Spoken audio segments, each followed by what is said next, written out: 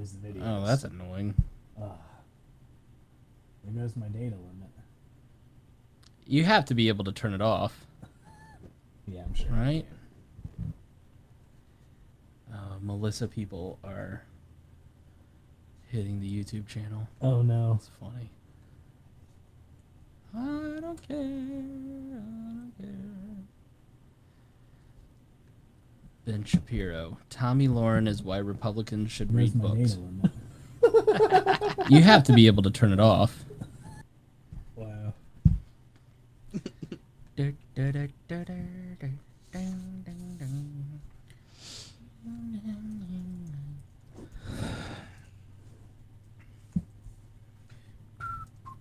Bad Trump.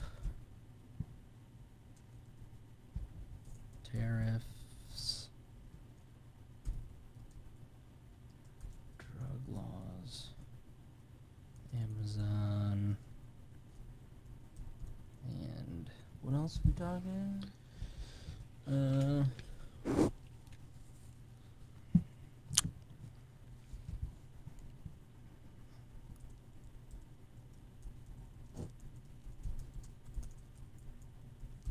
Oh my. See, now Harry just like he usually gives the people if this is like his show before the show, you should do something, Galt. Like what? I don't know, a little dance. Do a little dance for the listeners or Man. Maybe the truffle shuffle. Sorry. That's fat on fat crime. I apologize. Yeah, that was bad. I should sue you. Defamation on a public radio.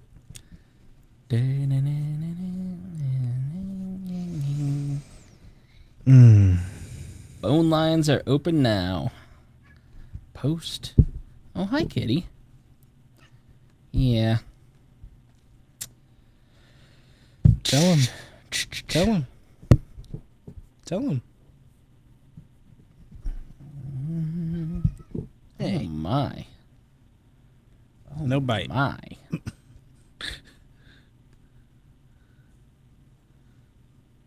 What? She's so awful. She's such an asshole. Ah.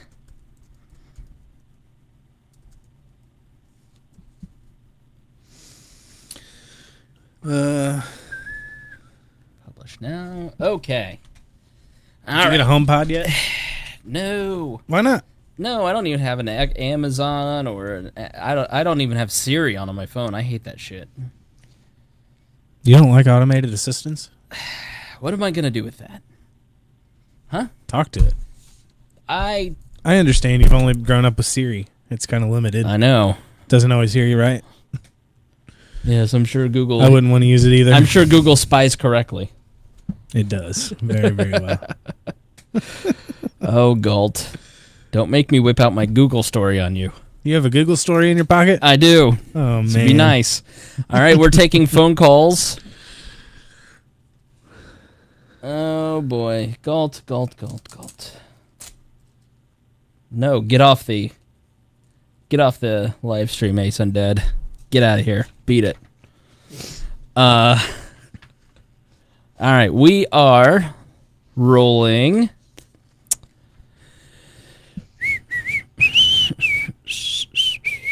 I have that transition music from the Andy Griffith Show stuck in my head.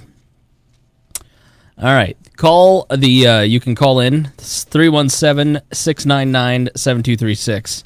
We're going to talk about the drug dealer death penalties, basically bad Trump. All the ways bad Trump has popped up. So give us a call. As long as my laptop battery lasts, we will. This thing is like I've had it for 4.5 years, flawless. But it's a Mac. But the battery's starting to die. After 4 years, they don't last anymore. I'm sure that doesn't happen on Lenovo's. On a PC, you just switch out a graphics card and you're going for another 4. All right. Here we go, you little turd. You don't have to buy a whole new Mac. No, you can buy a new battery. Oh. Yeah, you can go to the Apple store. They give you a new battery. You got to buy it. As much as the Mac? I'm probably.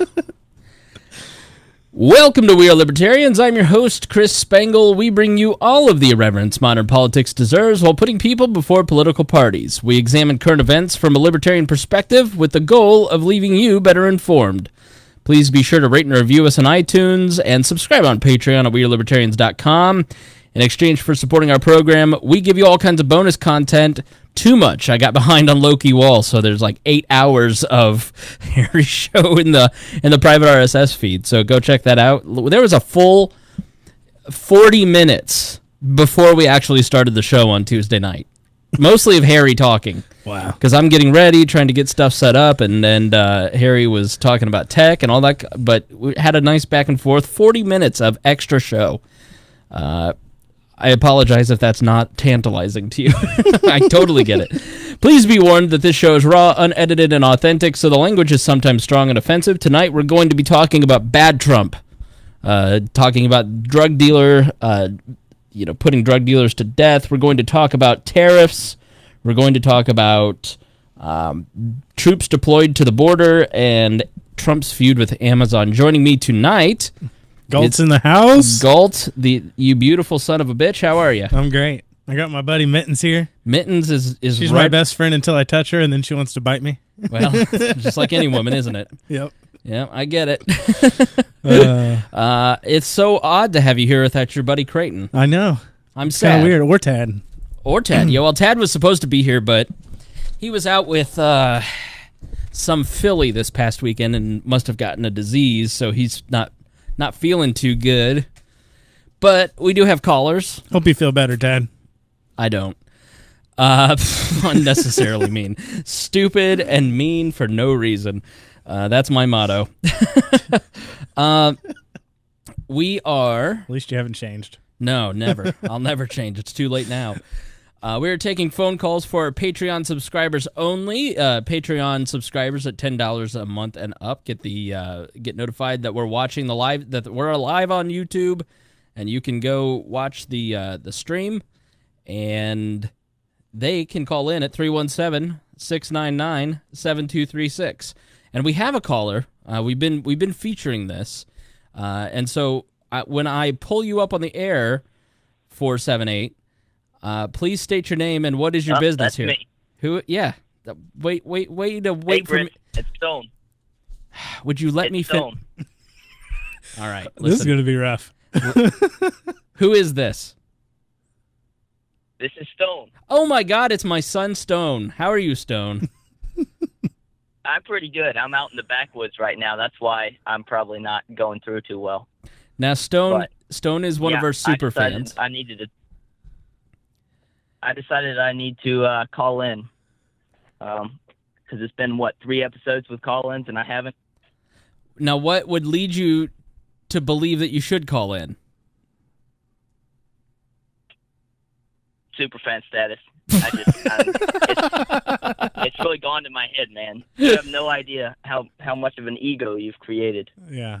I walk past people all the time, and I'm like, I'm a super fan. What are you? What do you do?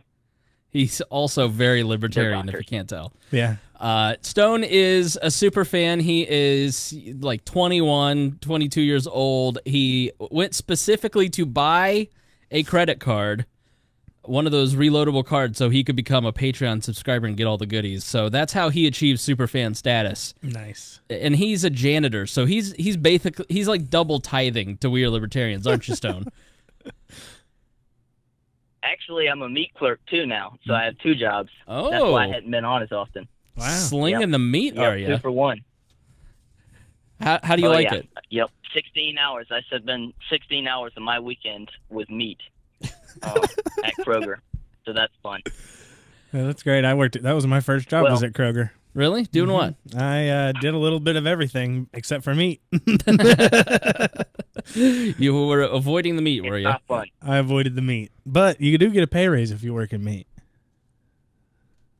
Oh, yeah. Yeah. You get paid more. I started at $9, which isn't bad. Yeah, you not only that, but you get trichinosis, too. $6.85 was what I started at. Before minimum wage was whatever it is now. How long ago was that, Gulp? Well, I don't know. It was like 2008. Yeah, long time ago. Can you believe that's a decade ago? I know. I think all the time, like, I can't believe 2008 was a decade ago. I know. It seemed like the year. And now every year seems like that. It's unbelievable how fast time flies. Mm-hmm. Stone, how old are you? I'm 20. Not quite 21. I wish, man. I'm ready. All right. Now, Stone I have adopted as my son because I am 14 years older than he is. I see a lot of myself in him, and I don't want him to make the same mistakes I made. So I've taken Stone under my wing, and I like to give him advice. So, Stone, is there any advice that you'd like to get from Chris Galt and I? Because when you need advice, you need it from Chris Galt and Chris Spangle, who are two very successful, handsome young men. What can I do for you? How can I help you? How can I serve you today, Stone?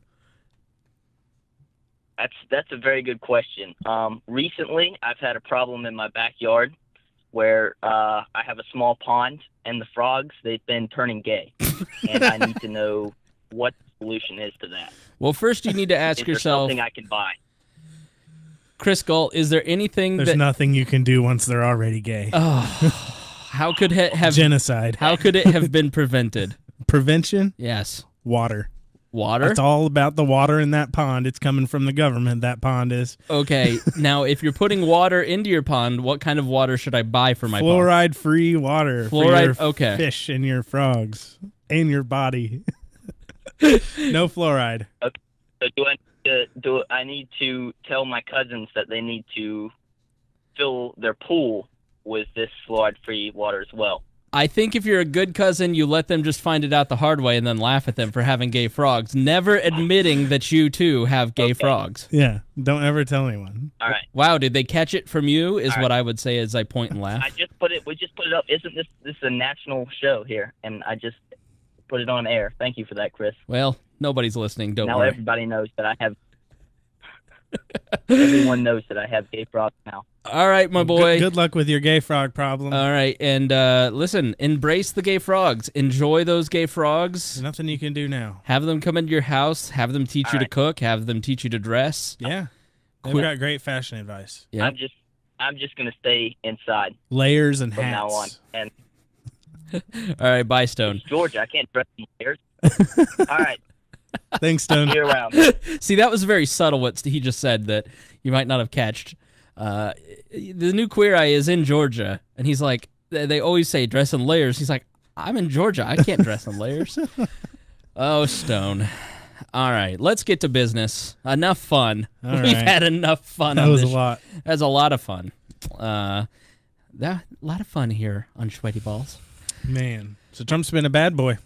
So Ben Shapiro has, and it's not groundbreaking radio, but he has a little segment he calls Good Trump, Bad Trump. And he basically takes all the things that Trump does that are good and all the things that Trump does are bad, and he says, okay, this is bad Trump.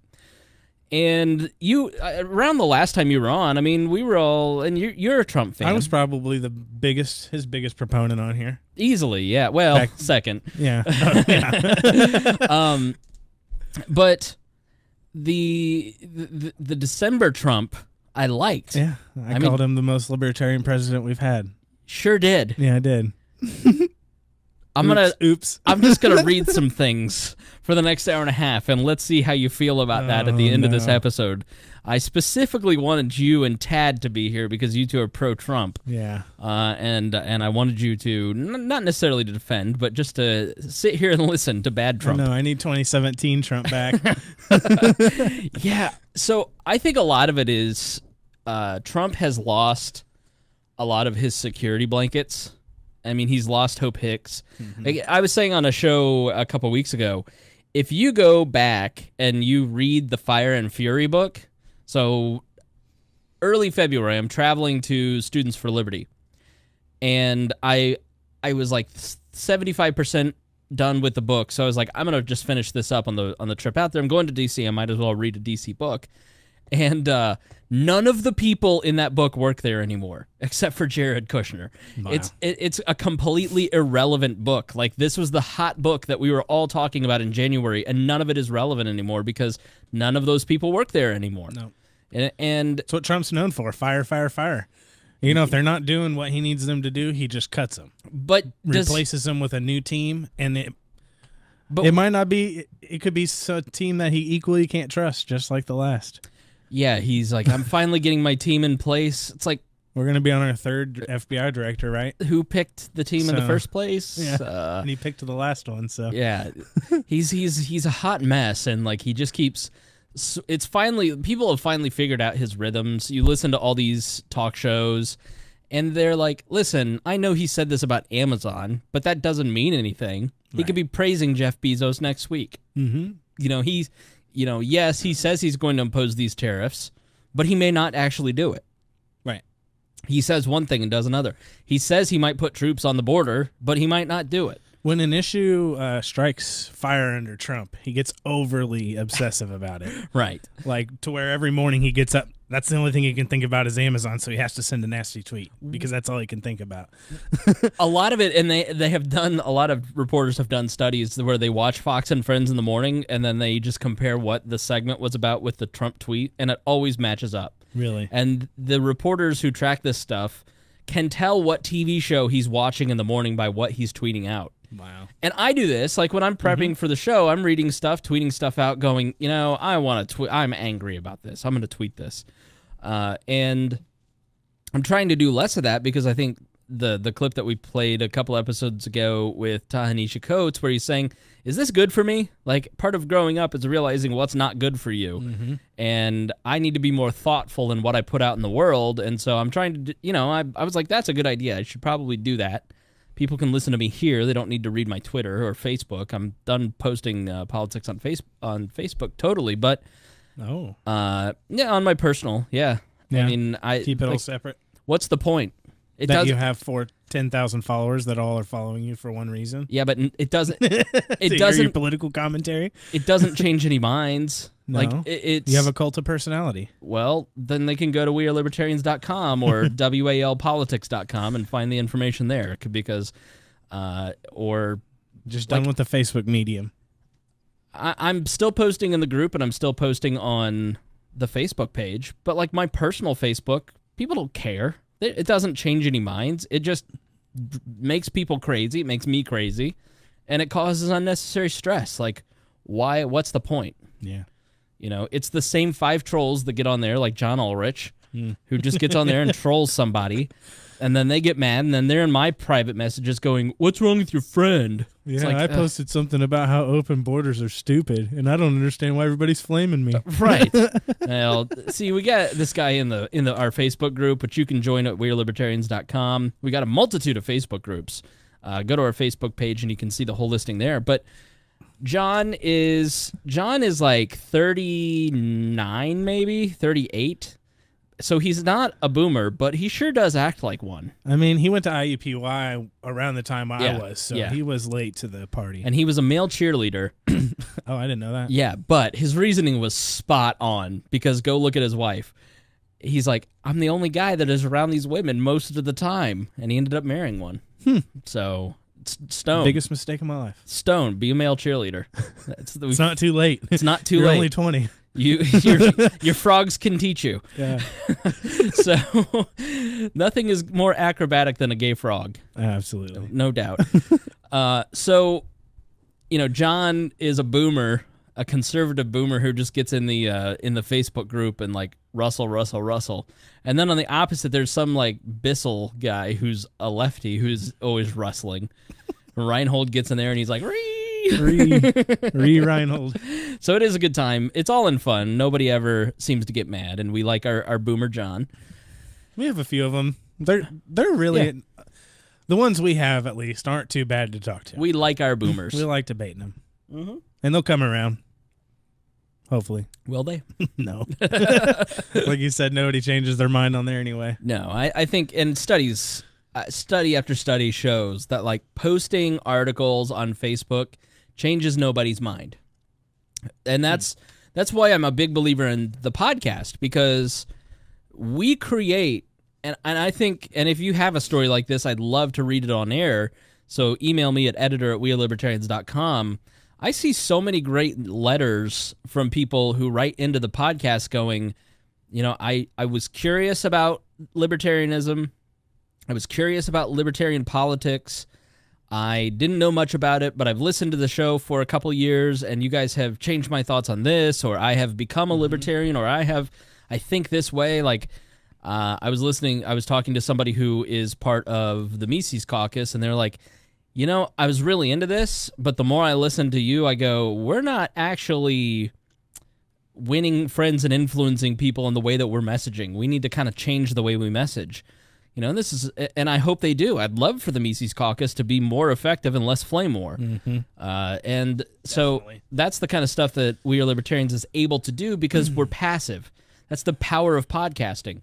We can create more libertarians because you have the ability to think about what we're saying and process it and judge for yourself, as opposed to, because, you know, you're mowing the lawn, you're driving your car, you're cooking dinner, and so your brain isn't engaged in that linear thinking. It's in passive mode, and so you can kind of process stuff a different way, as opposed to when you're on Facebook, you're like, this guy's wrong, and I've got to prove him wrong, and you're just like a dog with a bone. So you get those letters all the time about the podcast? About people changing their minds, I would say becoming libertarian? 2 to 3 a month. And you don't ever get that on Facebook? Nobody ever messages you and says... No, I get it on Facebook Messenger. I get it the podcast. About the podcast. But never about anything you post on Facebook. Never. I get... It's really funny. I love the stuff you post. They like the irreverent stuff. They love the meme stuff. You know, the stuff that so brilliantly was done by Greg and Aaron and Tad specifically a couple of years ago. That's the stuff people like on Facebook. But that's not necessarily changing minds. That's shit posting for fun. Yeah. You know. So that's what most of Facebook is now. Exactly. Shit posting for fun. Because you brought it up, and that's the reason they're bringing Zuckerberg in front of Congress here soon, is because they see Facebook now as the largest media company in the world. Yeah. Because Russians influenced our election through them. So, like, they're going to be grilling Zuckerberg hard about media and about you know. I wonder. Keep talking. I wonder if I can find this clip. Go ahead. It's just you're saying that, you know, your show is getting all this response, but Facebook's not. But Facebook's the one that's in front of Congress. You know, like, they're the ones being scrutinized, and they're probably going to be regulated, and they're really not having the influence that the numbers show, right? Yeah. Billions of people use it, but it doesn't have the influence that it could have. That it used to. Or that I can tell you that for sure. Like, you used to see hundreds of people hitting your website referred by Facebook a day. And, you know, and We Are Libertarians, we used to get so much traffic from Facebook. And even if we direct post to the website, to Facebook, we don't get nearly as much. Like, let me see. Facebook's they punish you if you use outside links and things like that. Yeah. They want you to stay in their ecosystem. So I can show you who was our top referrer for the day, because I did post a couple things on the website that auto post to Facebook. We have 87,000 Facebook likes, you know, which is not insignificant. Right. But the number one referrer is always Google now, not Facebook. And that's partly because people find your Facebook posts more on Google than they find them on Facebook. Yes. So 57 people. So we've had 117 views today. 57 of those came from search engines. 11 came from Facebook. And then the rest were, you know, 1 from Twitter, 1 from humblelibertarian.com. So, you know, yesterday it was 56 search engines, 7 Facebook. So, wow. Yeah. And those are 2 days that I posted articles to the Facebook page of 87,000 people. It said, hey, go back to our website and read this thing or watch this thing. And way more people found it just by searching it. Just by searching it. Yep. Wow. Organic. Because of they There's search something seriously wrong with Facebook. Well, today we got 26 hits, my top 10 libertarian podcasts. So I've put up stuff about, you know, what are the top libertarian podcasts and websites and stuff like that. Some SEO stuff, essentially. And that's how we're found. We're found by people searching for libertarian podcasts.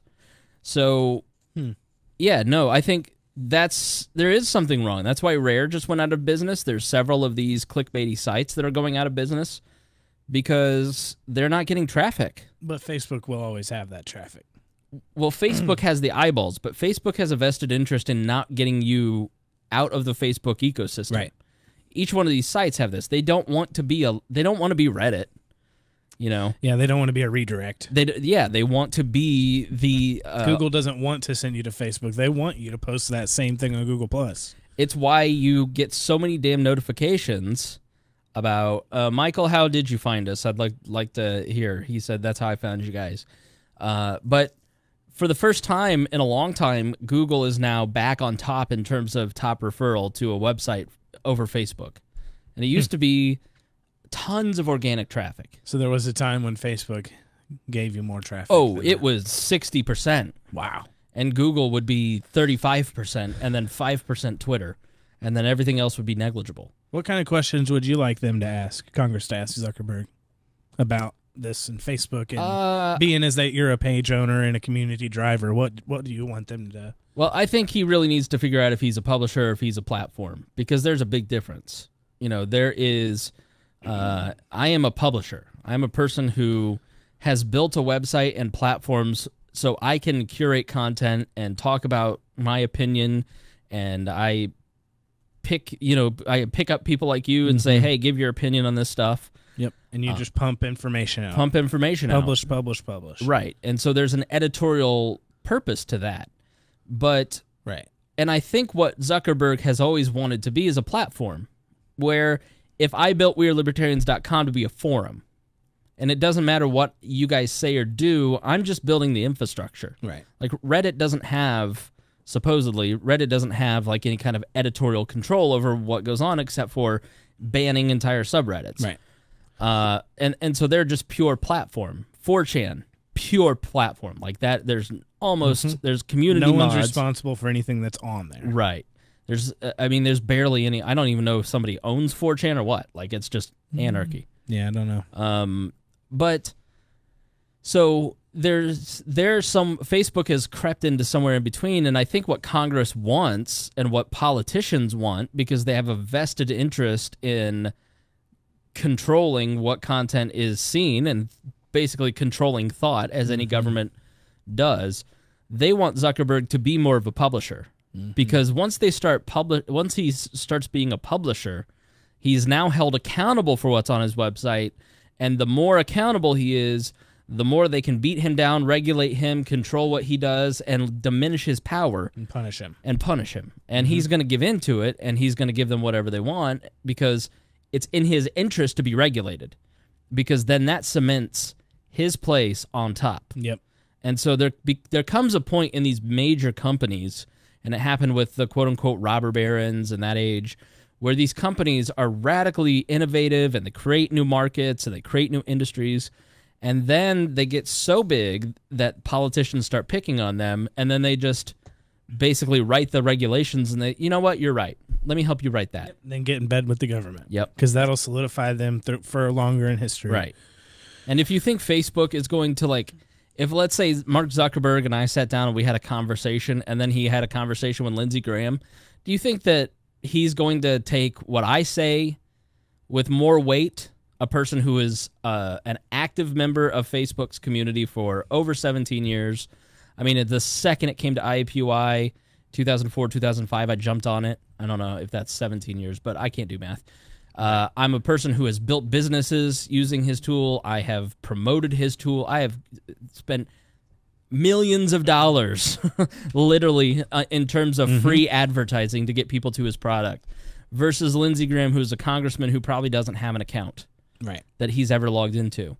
But he's going to sit there and take what Lindsey Graham says with more weight, because Lindsey Graham has the force of government behind him. I don't have I have to get 2 billion of my friends to put him out of business. Right. Lindsey Graham can have it done in a period of 2 years through manipulating media and propagandizing the company and lifting out obscure little things and saying, see, this is the problem. Like this Russian thing is not that big of a deal. Right. You're talking about Hillary Clinton spent $2 billion and Russian trolls spent $100,000. And Hillary Clinton lost, and we're still spending money on it. Right. Like, it's not that big of a deal, but it is a great way to propagandize against the company. And the media is willingly complicit in it because Facebook stole their revenue. They have taken away our power to be the thought leaders. We don't want Chris Galt being a thought leader. The Channel 9 News should be the thought leader because we're journalists, and we should have licensed journalists. Michael says, I was looking for different podcasts since most of the conservative talk shows were blinded by the Trump bandwagon, and I wanted a different perspective, so I Googled Libertarian podcasts, and that's how Stone found us, too. So nice. So that's why I wrote, like, my top 10 Libertarian podcasts. They Googled Chris Galt and podcast, yeah, and that's how they found it. So let's get on to Bad Trump. Oh, Bad Trump. Yeah. And you can call in if you're a Patreon subscriber, if you want to get in on it. 317-699. Yes, I chose 69 for a reason. 317-699-7236. Put that in your cell phone. So on Tuesday nights, we have call-ins for everybody. If you're a Patreon subscriber watching on the live feed, then you can call in on Thursdays as well when we're live. So we're going to do this kind of chronologically. We're going to go way back in the Wayback Machine to March 20th. I mean, do you remember when Donald Trump was talking about killing drug dealers 2 weeks ago? No, you can't, because it's been so long in terms of Trump world. You can't even remember it. There's literally like five other major things that have erupted around Trump land. Remember that time way back when? Oh, yeah.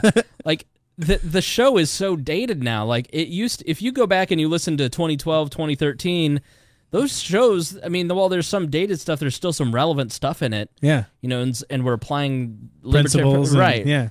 But, like, now it is we have to do, I could do 4 shows a week. I could do 5 shows just a week. Just to stay on top of it, to talk about all the stuff I want to talk about. But that's why the shows are so long. Like, there's too much to talk about. So one thing we missed was this, was Trump saying that he wants the death penalty for all the drug dealers. Yes, all the drug dealers are getting the death penalty. You deal drugs, you die. You deal drugs, you die. So in a speech on March 19th, he called for the execution of some drug traffickers, but to actually start doing that, he'd either need Congress to change the law or would have to reinterpret it on his own. Now, this is from the Washington Post.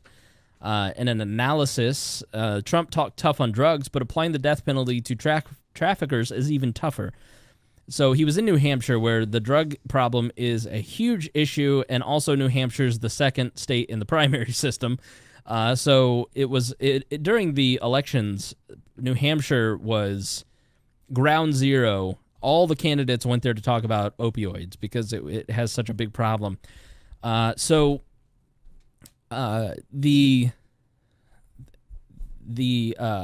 plan by Donald Trump is basically to get tough on crime and to treat drugs and opioids like it's a crime. Well, Galt, we've done that for 40 years. How's that worked out? Well, we are in the middle of the worst drug crisis in the history of the nation.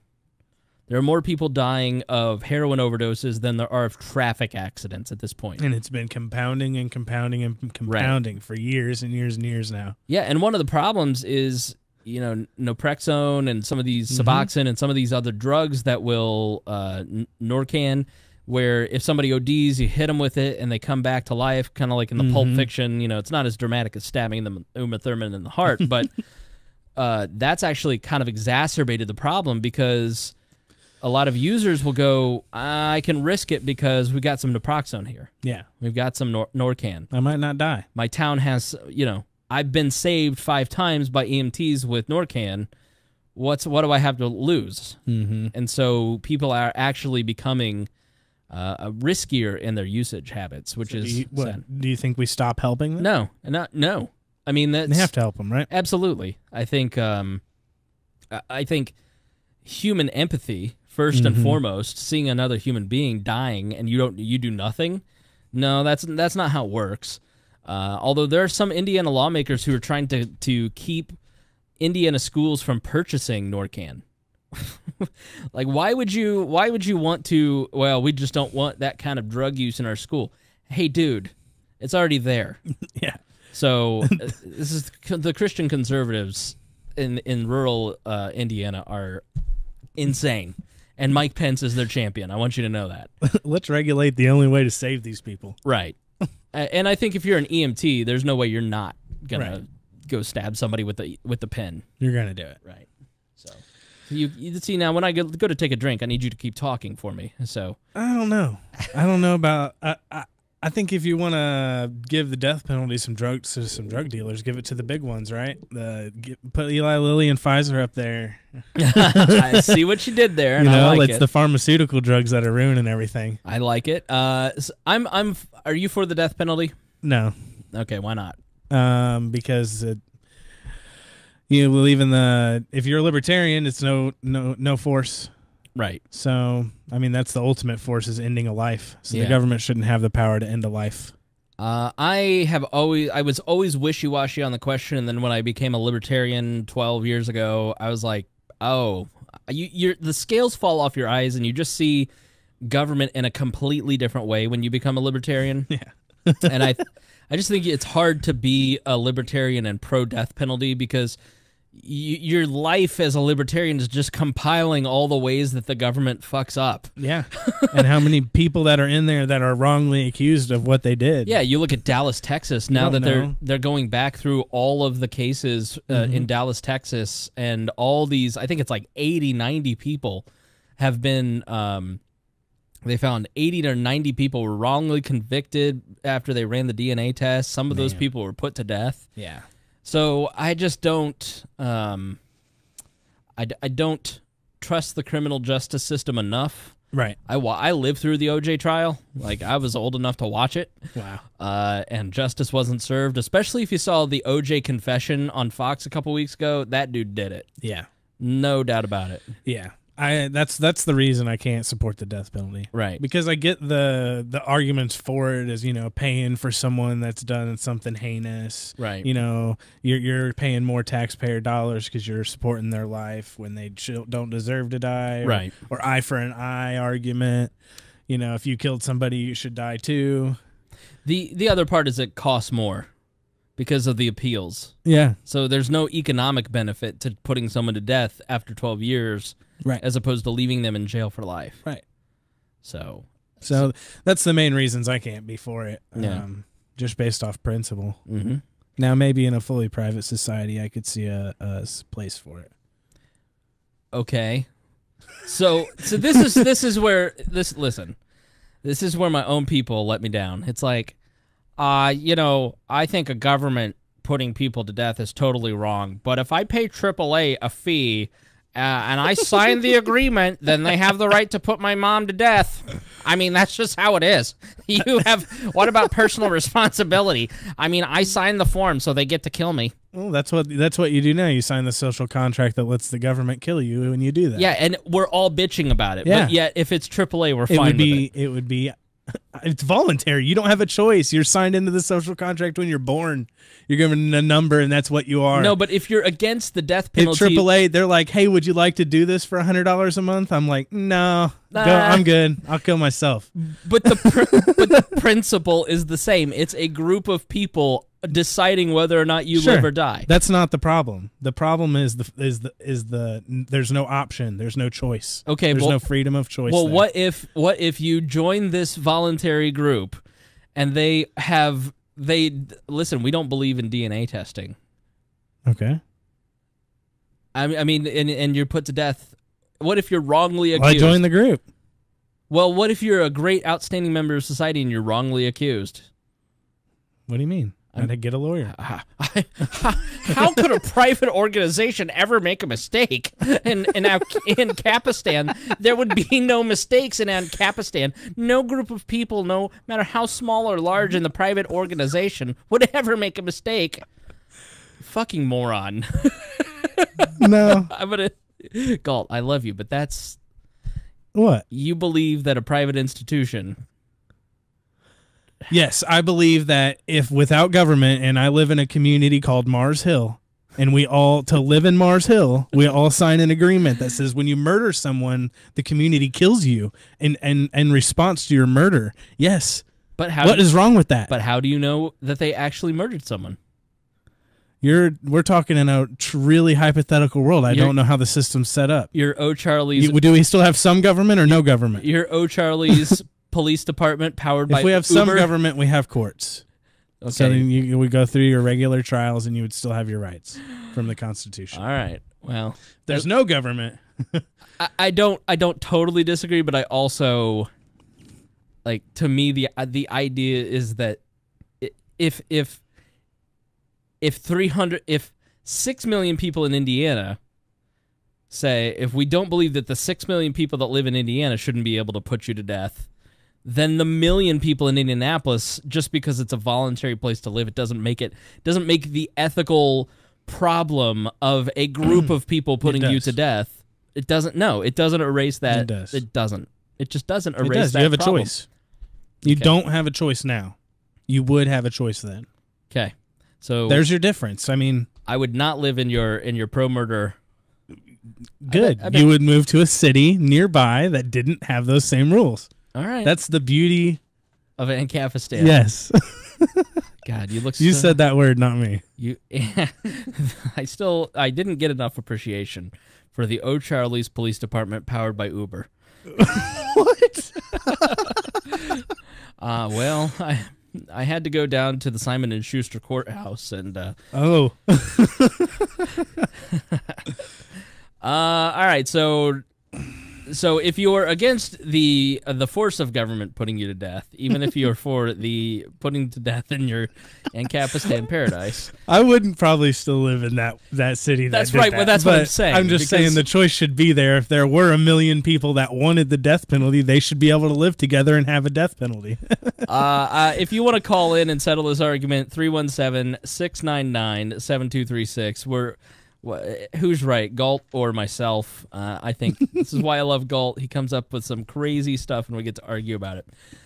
So Trump delivered a speech where he was talking about drugs, and he was basically saying, hey, we have to get tough on these people. We can have all the blue ribbon committees we want, but if we don't get tough on drug dealers, we're wasting our time, and that toughness includes the death penalty.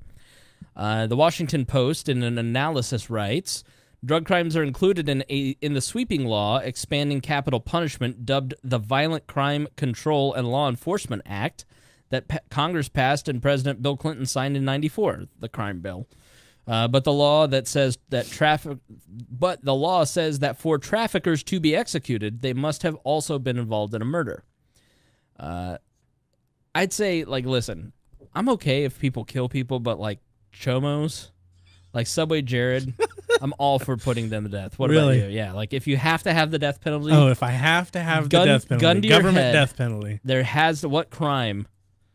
Yeah, child molestation. Yeah, to me that's trafficking, child trafficking. Those things have such far-reaching generational problems that Subway Jared, I'd probably even put rape in there, like Bill Clinton. Or not Bill Clinton. Well, Bill Clinton, yeah. I meant Bill Cosby, but it works. Yeah, bills. Never trust a bill. Never trust a bill. Let's be clear. No one in the U.S. seems to have been executed under the statute. Clinton, Bush, and Obama never pursued this particular statute. So if the Trump administration decides to head in this direction, it would be a big deal. So it's an already written rule. It is. It's already written that drug traffickers can be executed. Okay. If they commit murder. If they commit murder in the and basically none of the previous administrations had ever enforced that rule. Right. So Jeff Sessions says, we will continue to aggressively prosecute drug traffickers, and we will use federal law to seek the death penalty wherever appropriate. But it would be even bigger if the Justice Department, they said huger deal but I hate when the Washington Post puts huge in. Huge. Stop it. It's more annoying than adulting. I'm adulting today. I don't want to. Oh, stop saying adulting. I hate the bastardization of the English language. I can barely speak it, but at least I appreciate it. if they started seeking the death penalty for such widespread crimes as drug trafficking. And for that, the administration would either need lawmakers to revise the 94 law governing capital punishment or redefine it much more expansively. For example, the DOJ could try to reinterpret the statute to include distributing drugs with the intent to kill the user, or argue that a major drug dealer is liable for any deaths that occur when someone uses a drug that's sold by them. Columbia law professor Jeffrey Fagan says, of course, that could be a legally dangerous move, challenging long-standing precedent on when it's appropriate to seek the death penalty. So, like so much with... I think it's good you cleared all that up. Yeah, because like so much of what Trump says is rhetoric to get headlines, but when you look at the actual law, it's where murdering drug dealers. It's drug dealers that kill people. They have to have killed someone and be convicted of murder. Which, if you're at the height of the drug trade, like El Chapo, you're definitely going to have murders pinned on you. And you probably deserve the death penalty. I guess. How many El Chapos are there out there where they can't pin the actual crime on the individual? Like you couldn't like Pablo Escobar was so reckless that he didn't care. But like Al Capone went to jail for tax evasion, not murder. You knew he murdered people, but it was never tied back to him. Michael Bocelli, former drug czar under Obama, said recent history shows the approach stressed by Trump doesn't work. A significant emphasis of the president's speech and president's plan was on supply reduction and law enforcement, including enhanced criminal penalties and even the death penalty. I think we have known throughout the recent history of the U.S. that hasn't solved any of our drug problems here in the U.S. How do we think that immediately expanding access to treatment might work? And he's totally right. Like, if you and I will put it in the show notes at WeAreLibertarians.com, Nicholas Kristof in the New York Times wrote an article called How to Win the War on Drugs, and they had an opioid epidemic that was as bad as ours, maybe not as bad, but they legalized all drugs and went to more of a care-first solution, and it immediately dropped heroin deaths and overdoses dramatically. Yeah. And Portugal and Chile, these are countries that have done the same thing, and it was in Portugal that this took place. I'm sorry. And they solved their drug problem by legalization as opposed to more stiffer penalties. Like, a drug dealer knows he's going to go to jail or get killed. He lives with the prospect of death every day. Like, they don't care about the death penalty. Like, the idea of the death penalty does not scare someone like an Osama bin Laden or an El Chapo or Pablo Escobar. They have lived with death and the prospect of being killed every moment of mostly their entire lives. So, do you think Avon Barksdale really gave a shit about the federal government killing him? He didn't care. No. So punishment only goes so far. You know, like you have a kid, and all you do is tell every time that kid does something wrong, you tell him over and over that he's wrong, and you punish him, and you ground him, or you spank him, or whatever you do. He's just going to go to class or school and take it out on the other kids. He's just going to exert that back out instead of saying, here's what you did wrong. Here's what we can do better. Here, let me help you get through this tough part in your life, or this struggle, or this problem you're having. And that's the difference of approach, I think, with the war on drugs. Is for 40 years now, all we've done is punish and tell them they're bad people and put them over and over again in the same places. And all it has done is made more and more of them. Right. Instead, let's go at it the opposite way. Let's go at it to help people. To help people get over those problems, those addictions, because a lot of people that are addicted to drugs don't want to be addicted. Right. They really do want help. It's really hard to get that kind of help because you can't talk about it. Right. If you did meth, Chris Spangle, if you did meth and you needed help getting off meth, who could you tell? Who could you tell that you did meth? Audience, I have something. You couldn't tell your audience. You couldn't ask your audience for help. Right. You'd be, tomorrow Chris Spangle does meth. He needs help. He's addicted. Right. Like, it'd be terrible. A libertarian podcaster, a drug addict. Yeah, I don't think that's breaking news. It would be really news. bad. I don't think that's breaking news. Well, it wouldn't be good. Right. The point is that it's hard to get help for those things, and that's what we need to expand. We need to expand the places and the ways people can get help, not expanding the punishments. Yeah, I totally agree. And But there's still a resistance to that, even though it is the humane. Thank you, Stone. Stone says I can call him if I need help getting off of meth. See, that's why I like Stone. He's helpful. Write that down in your notebook. I'm going to call the 20-year-old Stone, who is very well equipped to deal with my problem, I'm sure. Like, hold on, let me ask my dad. I have this friend, he's 34 and he's addicted to meth. Can you help me, Dad? Give me your phone, you're grounded. But I'm 20, I don't care. You shouldn't be talking to those people, son.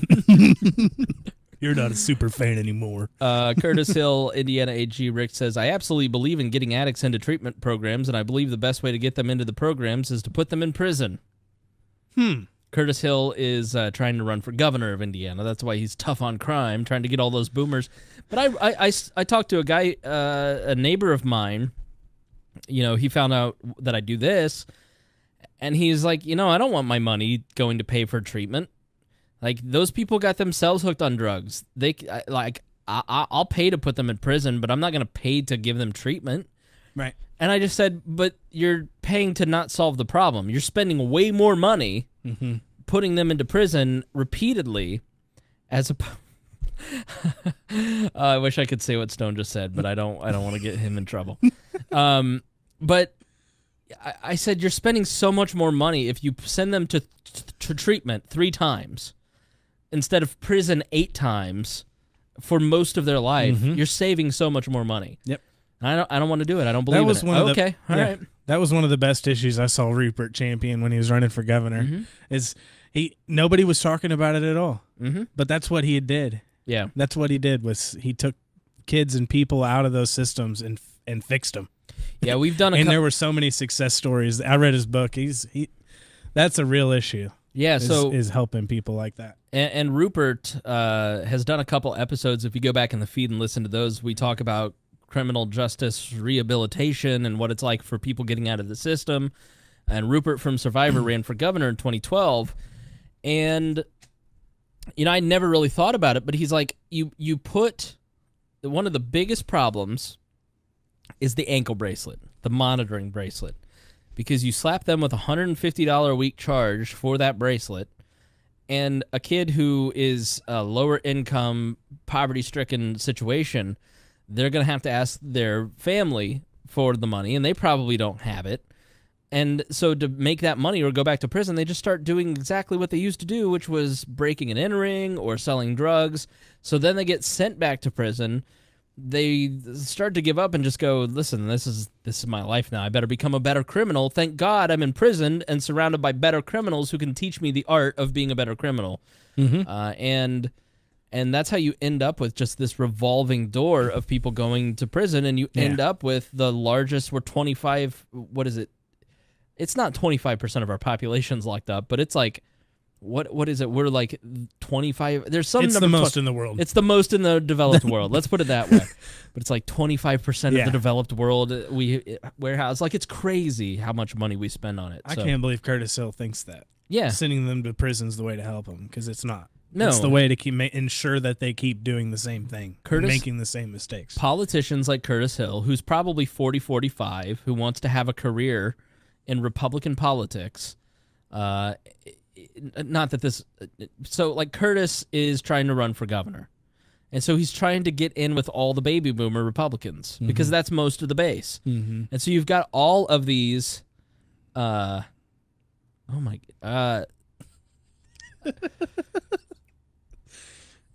So, I just got completely thrown off.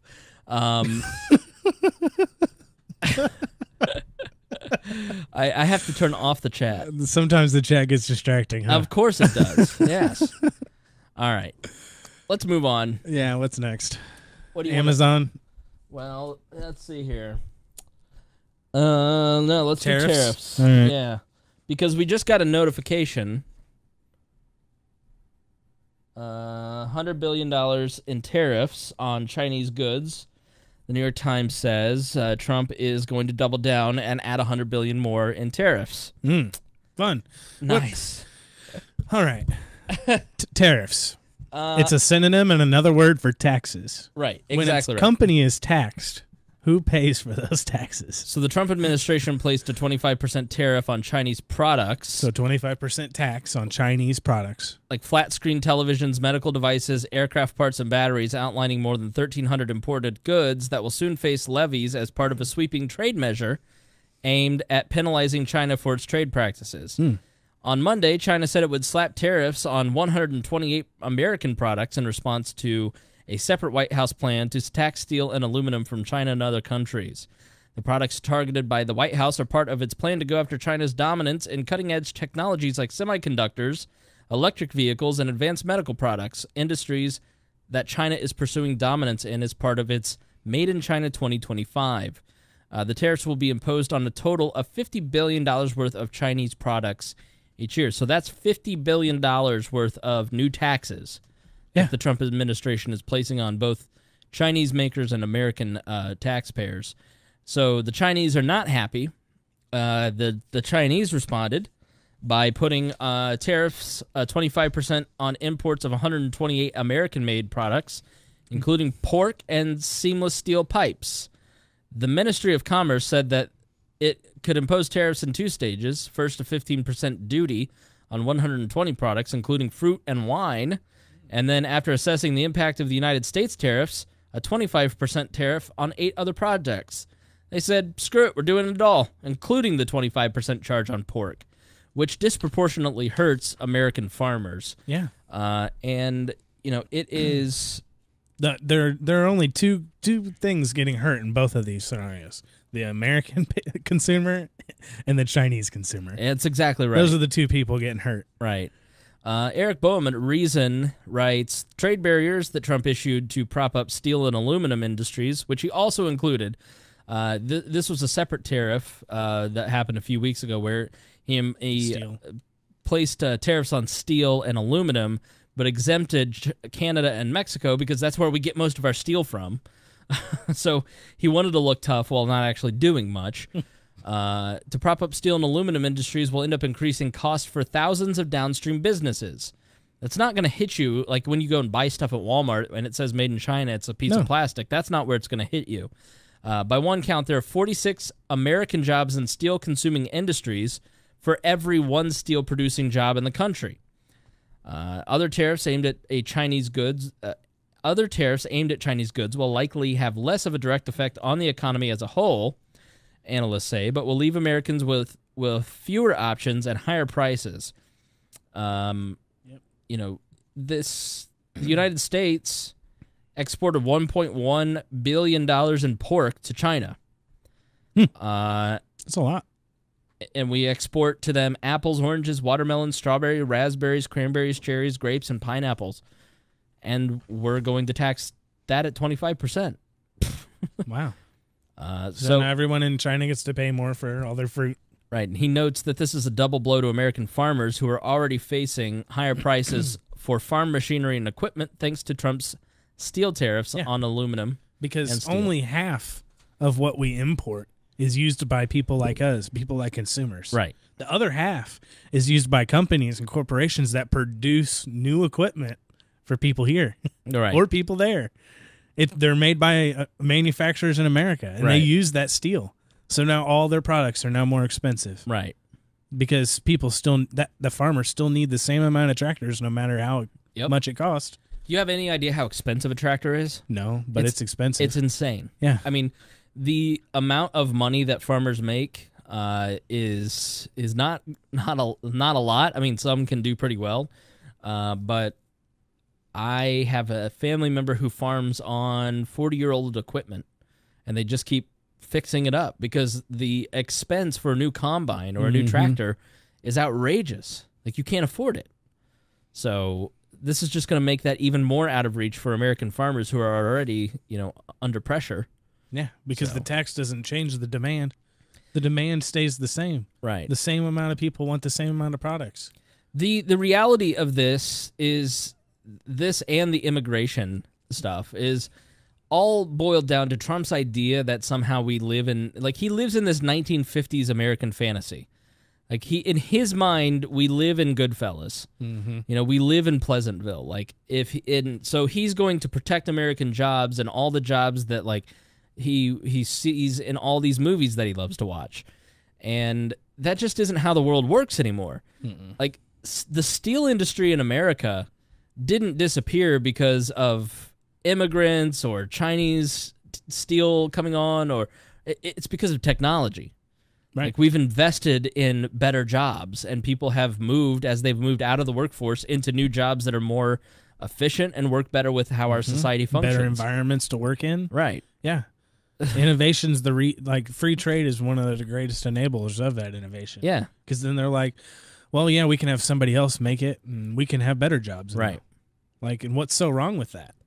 Yeah, the idea of the trade deficit is it's kind of confusing, but there's our Mercatus article. Usually the protectionism is all about protecting a market that wouldn't survive on its own. Right. Without that protection, it wouldn't be there. Right. Which means that there's no place for it in the market. Which isn't even real. Like, they don't need American protection. Like, the American steel industry is doing fine. Yeah. You know, it's not.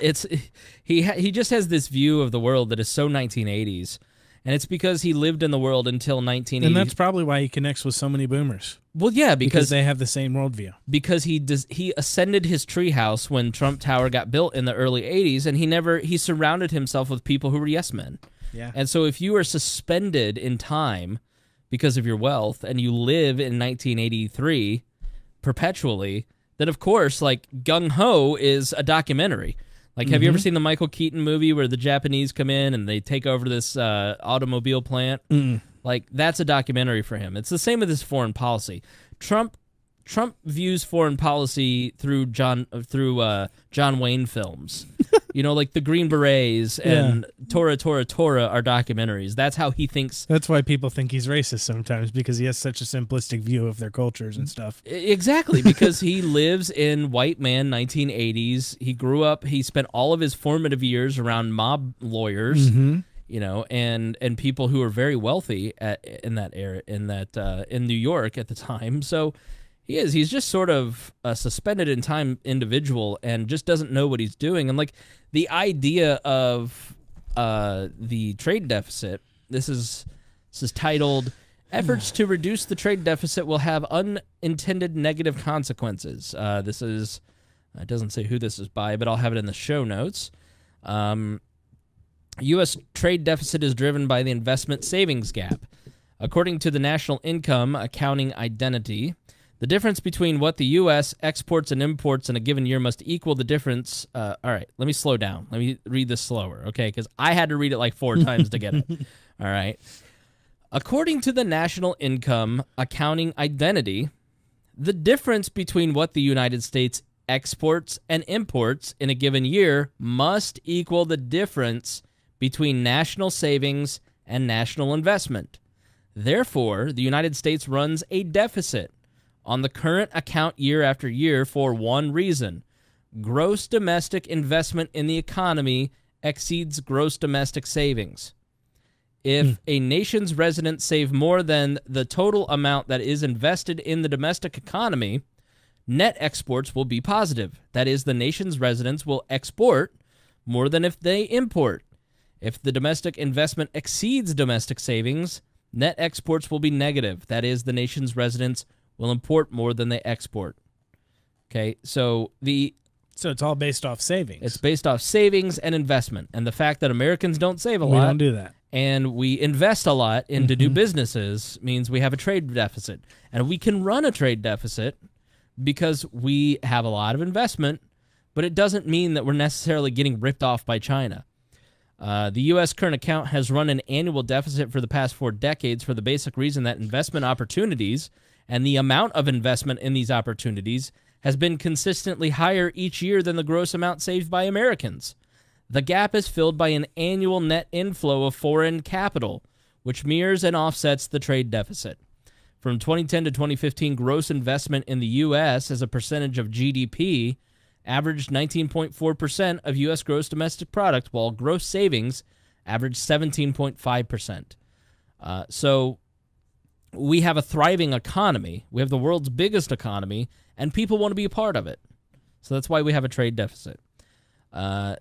It's not a negative thing. Yeah, and Deficit sounds negative. And exactly. And so trying to solve it does produce negative consequences. And it's very similar to what Donald Trump is doing is very similar to what George Bush did with Iraq leading up to the Iraqi war, only China's not Saddam Hussein. Dum-dum. This guy writes, Americans could try to badger another country into buying more U.S. exports, or it could block that country's imports with tariffs. Either action might shrink the bilateral deficit, but without a change in the underlying macroeconomic factors that determine the overall balance, such actions would simply reallocate the balance amongst amongst other trading partners. So what he's saying, in short, the Chinese will just sell their goods to other people. We will sell our goods to other people. And the two largest economies on the planet would not coordinate with each other. Doesn't seem to be a win-win for all of us. It doesn't help the people. It doesn't help any of us. Like, just because I have it's unnecessarily provocative because he has this notion that just isn't true. The amount of technology that Americans have developed over the last 40 years has allowed us to become a much more prosperous country, and thus a lot more investment has taken place here. And conversely, we have seen an amazing amount of growth in our economy and workforce. But yes, there are some people in rural parts of my state, for instance, who are hurting financially. That white working class that everybody talks about that supposedly got him elected, the Roseannes of the world, yes, they were disproportionately affected in a transitional period. But it is, and I know this isn't any comfort to them, but it's like the buggy maker in 1910.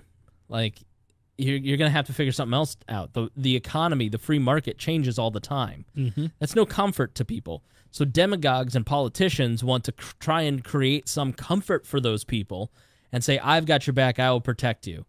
But it doesn't matter how many tariffs he puts on things, he's never going to fix those jobs. He's never going to bring back the automobile industry. You can bring, like, Mitch Daniels, through free trade, brought Honda to Greensburg, Indiana.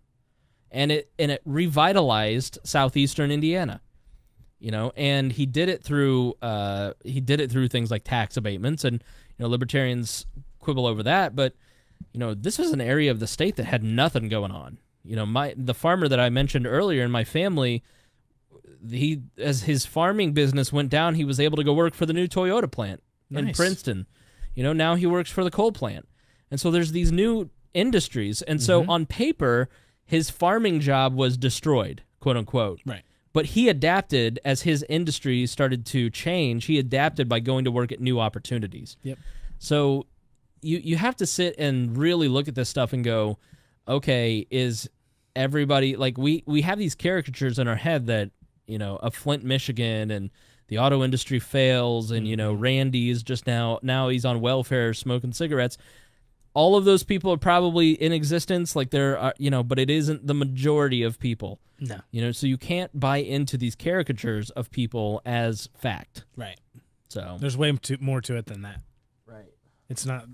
Yeah. Economics isn't so simple. Right. It's an organic living thing. It's the Constitution isn't, but the economy is. Right. So let's talk about Amazon next, because it kind of fits in here. It all fits in. Yeah. Donald Trump came out and has issued a bunch of tweets, and he's mentioned Amazon like 5 times, and he's destroyed like $500 million of their stock market cap because he's attacking them. Yeah. Why does he have a hard-on for Amazon? Oh, well, who owns Amazon? Jeff Bezos. Oh, what else does Jeff Bezos own besides Amazon? I wonder. The Washington Post. Oh, you already know. All right. Uh-huh. Yeah. What newspaper released the grab her by the pussy tape? Yeah. The Washington Post isn't best friends with Donald Trump. In the Doug Jones, Roy Moore, Alabama race, Steve Bannon, every time he's the Jeff Bezos, Amazon.com, Washington Post, trying to like make them demons, and defame them, because he's trying to tie them to the nefarious left. Well, Steve Bannon was in the White House doing that, I'm sure. And, he got a bum rap, he feels, from the fake news Washington Post, and he stupidly thinks that Jeff Bezos has anything to do with the editorial content of the Washington Post when he specifically says, I don't want to. Yeah. I know they lose money. I'm doing it as a public service. He's a powerful figure. If I were Jeff Bezos and I were the richest man in the world, I would do exactly what he's doing. Mm-hmm. I would buy a media outlet because I think it's cool and I love the product, and then I'd leave it alone. So he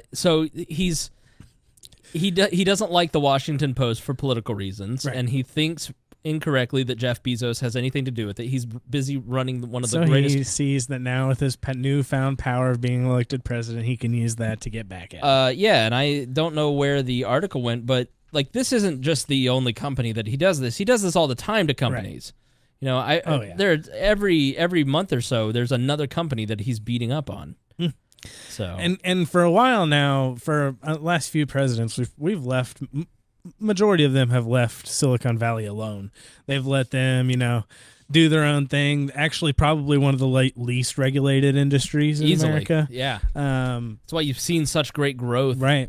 In both social, marketing, Internet of Things, cellular technology. You've seen the places that you've seen in those sectors that you've seen the least growth are things like bandwidth and LTE, things that are regulated by the government. Yep. Which was Ajit Pai's entire point with net neutrality is the government shouldn't be involved in this. Congress needs to write a law, not me. And then here we are, the president of the United States saying, well, they don't pay enough taxes. They don't, right. They don't pay state and local taxes, but really they do. They do. In 45 states, they pay taxes. We have, Mitch Daniels, was it Mitch? I pay taxes here for it. I think it was Mitch that added Amazon had to start paying sales taxes because retailers in Indiana said they have an unfair advantage not being taxed. And so they pay taxes. It is an advantage. I wouldn't call it unfair. I'd say they have an unfair disadvantage that they are being taxed. Right. I would say it's the exact opposite, but I agree with that. It is an advantage. And that's why you've seen Amazon grow to owning Whole Foods and knocking Walmart off the top and everything. It's because those companies with the government on their backs like that, they can't compete with. I'm looking at a free market. There isn't a piece of podcast equipment in this studio that wasn't bought on Amazon. See? Including the tablecloth, the wall foam, right? The LED lights, the board, the recorder, the mics, all of it. Amazon. It's because it's cheaper prices. It's easier to use. And it's a company that I like and I want to support. So if you want to call in, now's the chance to talk about Amazon. It's 317-699-7236. So that not only did he say they don't pay enough taxes, he said that the post office is their little errand boy, their little delivery boy, and they're losing money every order from Amazon. He said unironically that Amazon treats the post office like their little delivery boy. Like that's what they do. That's literally what they do, dum-dum. That's their job. And what kind of business does not want a giant corporation like that only coming to you? Why would you? What kind of business is like, no, we don't want that customer. Right. So we don't want those millions of dollars. So this is from Vox. Vox is a left-leaning site, but always, I think, they have a lot of great context to the news, and that's why they're one of my first sites that I check every day. Trump thinks Amazon's destroying the post office. Here's what's really happening. He's been obsessed with this for a long time. The other aspect to this is that, and it was said in Axios that really kind of got this scoop.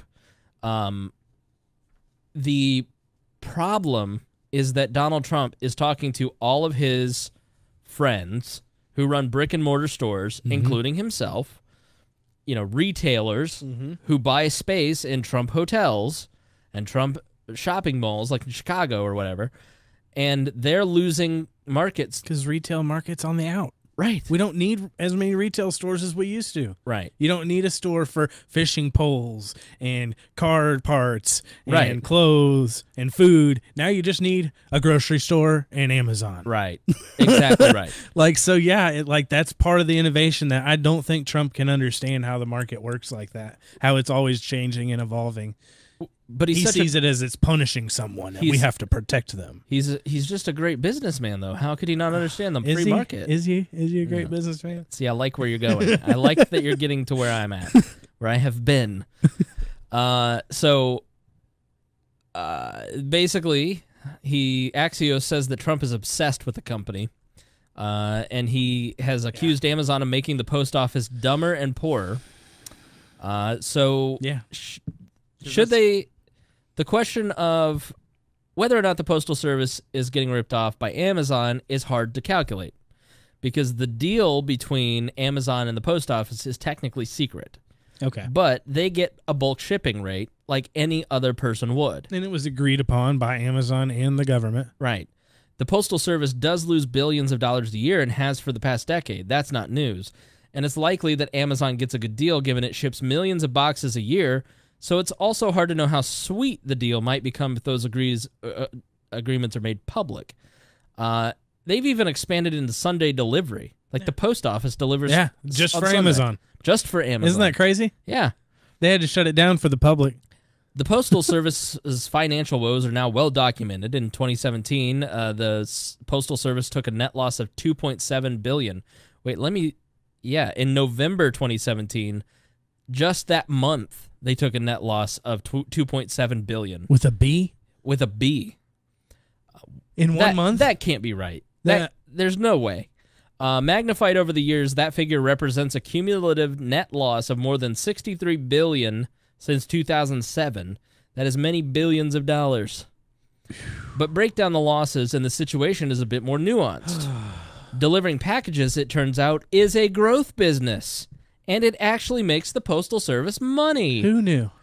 The revenue from the packages increased $2.1 billion and was up 11.8% for the fiscal year of 2017. And they still lost all that money in November? The problem is the revenue from first-class mail, still the biggest source of the USPS's revenue, is declining.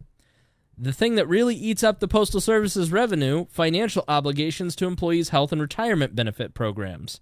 A 2006 law mandates that USPS pre-fund 75 years of retiree health benefits. Wow.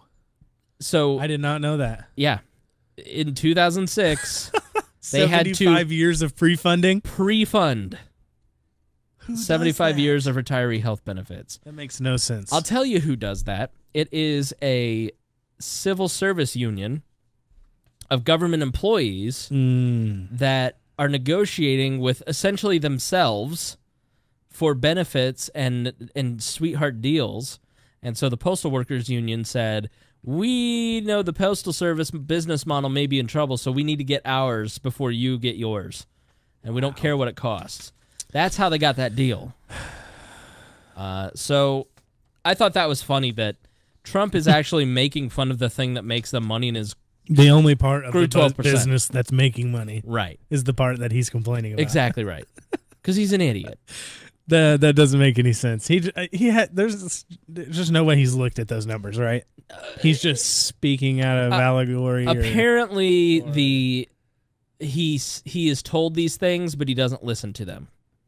Okay, I don't know if you've ever had a boss like this, where and I have had in the past, where you're dealing with a boss where like you tell them something and like they just don't hear you because they think they're right. Gotcha. Like, yes. And I am not. I know the reputation of my current employer on the radio is one thing, but it's not that way in real life. I just want to clarify. But like the reality is he's so stuck in his own stupid little petty world inside his mind, he doesn't hear when people tell him things. So you like what you read in the Washington Post and Axios and Politico about what's going on, the New York Times with Maggie Haberman reporting, like he's like the typical person on Facebook. He is. He's a boomer. He's the last, thank God, boomer president. I didn't read anything that your post says, but I know it's wrong. Exactly right. He is that guy to a T. Yeah. So Wow. Peter Suderman had a great article today on Reason. Donald Trump's petty authoritarianism is driving his vendetta against Amazon. To serve his own insecurities, Trump is waging a bellicose war on Americans who work, buy, and invest. Over the last week, the President of the United States has tweeted no less than 5 attacks on Amazon and its owner, Jeff Bezos, who also owns the Washington Post. He called the Post a lobbyist for Amazon and arguing that the online retailer is exploiting the postal service and doing harm to American businesses.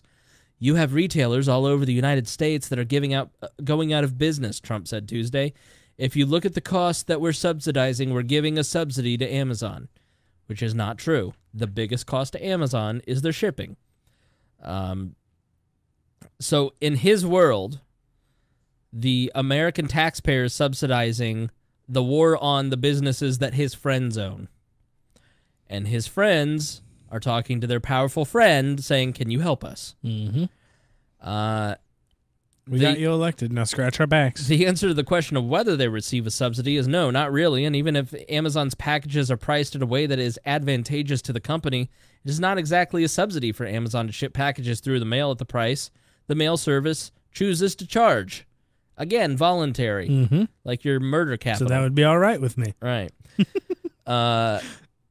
So a little more than a year into Trump's presidency, it is clear that he has no particular ideological outlook. He's not a hardline conservative or a secret New York liberal or even much of a true believing populist, despite the presence of a rolling cast of advisors who might more accurately fit these labels. And it is true, like hardline conservatives like Bannon and John Kelly to some extent. The secret New York liberal is Jared Kushner, the true believing populist. I guess that's probably more Bannon and hardline conservatives Kelly is who he's referring to. Instead, Trump governs through muddled instinct, unconstrained by legal precedent or policy advice, always seeking attention, conflict, and personal dominance.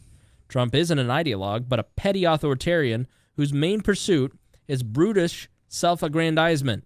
And while his authoritarian impulses have not been borne out in the worst fears of his critics, they're far from harmless. So they talk about how he attacks the Post, and then he cost them $50 billion, He'll bounce back. $50 billion in market cap. I ain't worried about him. Presidents rarely have as much control over the economy as they take credit for, but in this case, Trump appears to have directly impacted the fortune of both a specific American business that is responsible for tens of thousands of jobs, as well as the general performance of the stock market, all in serving of pursuing a pointless personal vendetta. And the people who are like, like on Vox, Matthew Iglesias, who, if his name is attached to anything, don't read it. He's a trash writer. He's a trash person. But he's like, he's using the power of the presidency to destroy the value of a company. Amazon will be fine. In like 3 days, Amazon will have gained all that market cap back. Like it's how the market works. But that's the problem with people on the left. These commentators don't understand economics. They don't understand the free market. They don't understand, even the volatility of the market. They just see like this silly little game of points being won and lost. So how can I use the statistic to further my viewpoint exactly that I already right. believe in? 100%. That's all it is. Right. Trump's simmering trade war with China, meanwhile, is another personal project that only makes a sense as a display of jungle dominance. Trade wars are good and easy to win, he said. This is a view shared essentially by no reputable expert on the subject. That free trade is broadly beneficial and trade wars harm the economy is one of the most widely held belief amongst economists. But that doesn't matter because Trump isn't really pursuing anything that resembles a policy agenda in the traditional sense. Instead, as with Bezos, Amazon, and the Post, he views China as a rival, but on a national scale, and rivals must always be dealt with via the performance of aggression. He will eventually lose this, he points out. The stock market took a dive yesterday as China and the U.S. announced tit-for-tat tariffs. China's response appears to deliberately target Trump's own voters. The price of everything from automobiles to beer is certainly to rise. Moody's Analytics yesterday projected that Trump's trade policies would cost 190,000 American jobs to serve his own insecurities. But that's what he's all about is more jobs. Right. That's exactly right. So he's given himself a lot of attention. But to the extent that anything Trump does is the pursuit of an intentional plan, this is by design. The goal of so many of Trump's actions is not to pursue a particular policy or ideological agenda or public good. It's to put himself at the center of the story, to bask in the spotlight, even if the glare is largely negative. Wow. Which is a great point, but, like, what... Is it that shallow, though? Like, that it's just for self-promotion? Yes. It has nothing to do with anything he believes in? Did you not listen to 2016 We Are Libertarians? Because I've been saying this the entire time. You have. I mean, this is who this guy is. Like, I know that everybody... and this is an important lesson for a lot of libertarians and you listeners, and you specifically, Galt, is that it is easy to get caught up in the middle of a presidential election with the fervor of what's going on, and I get into it too, and you get lost in, like, the reality of it. And the reality is that this guy is a petulant child. He's a petty little baby. He's an authoritarian little baby. But he's so ineffective and incompetent that he's never going to actually be able to start a nuclear war, because nobody's going to let that happen, because they know he's such a baby. You know, it's like the guy who isn't this crazy and stupid. Like, if Donald Trump didn't have Twitter, he'd probably be more dangerous. But, like, the public kind of knows who he is because we see it. Mm-hmm.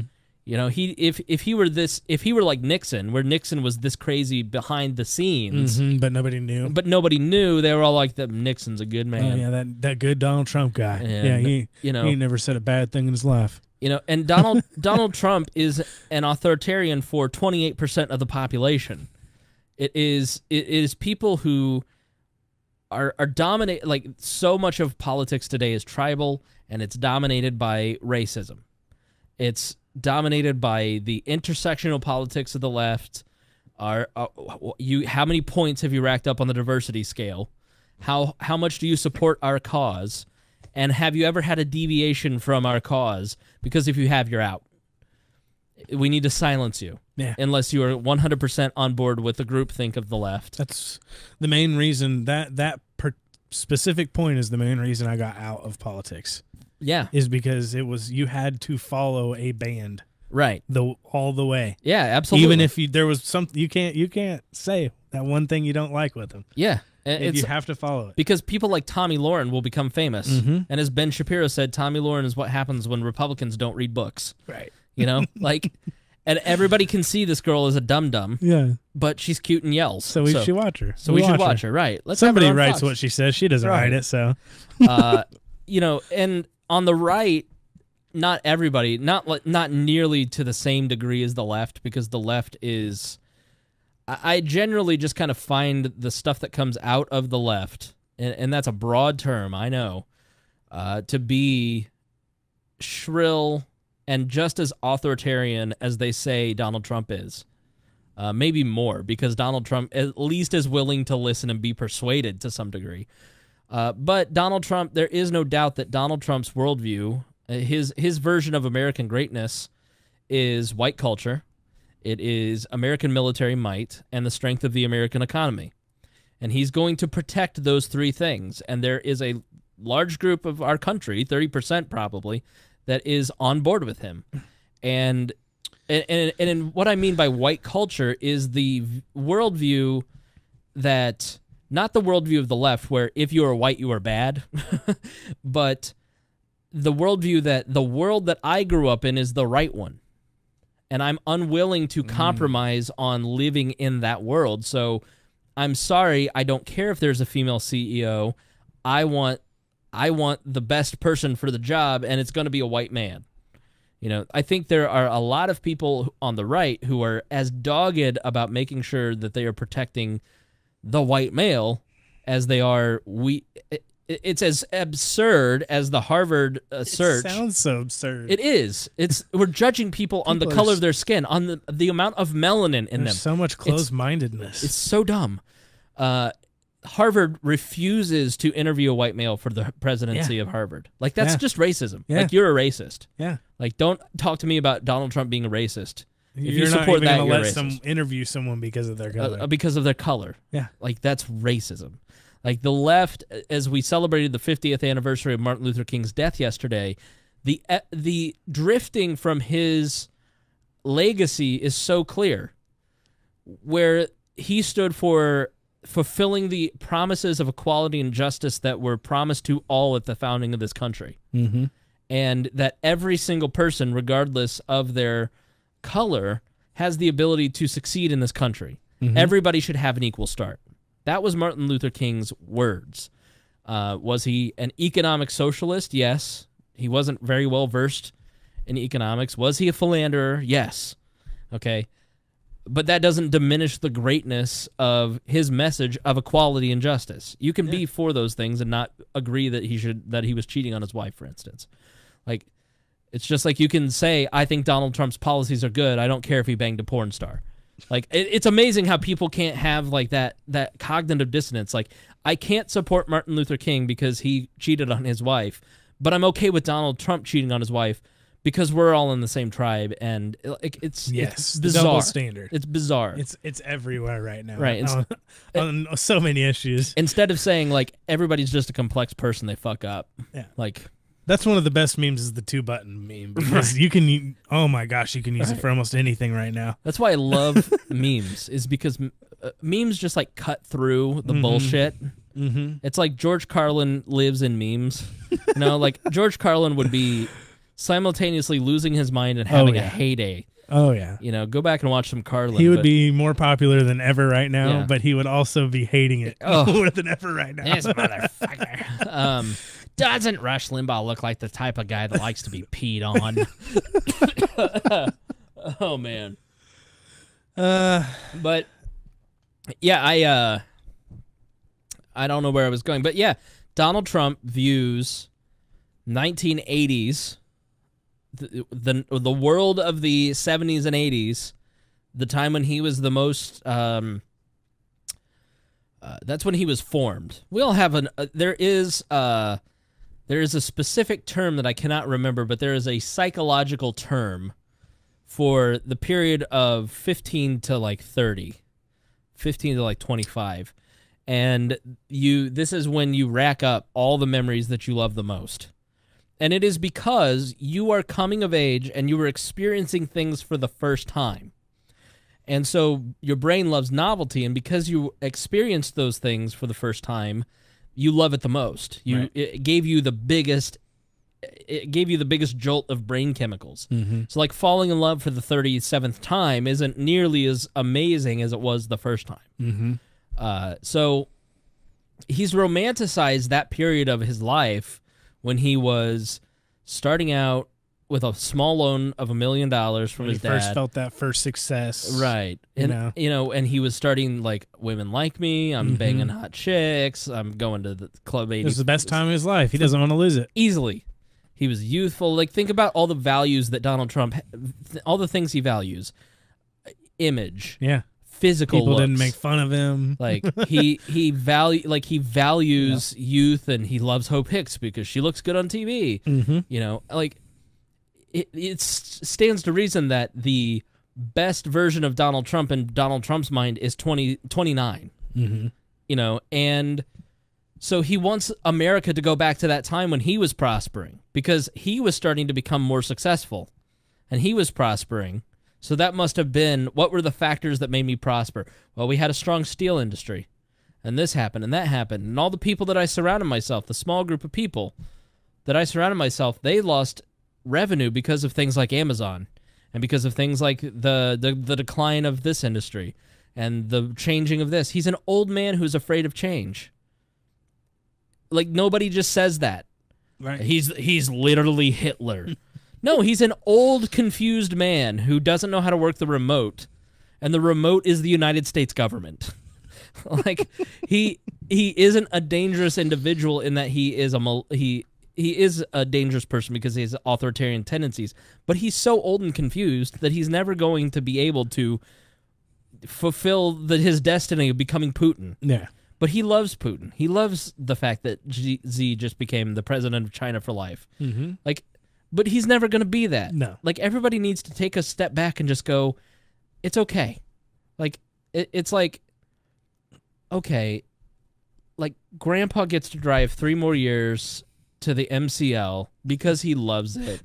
It's like the danger of him crashing the car is getting higher, but it still it's not worth taking away MCL. It means so much to him. Yeah. Like, that's where we're at with Donald Trump.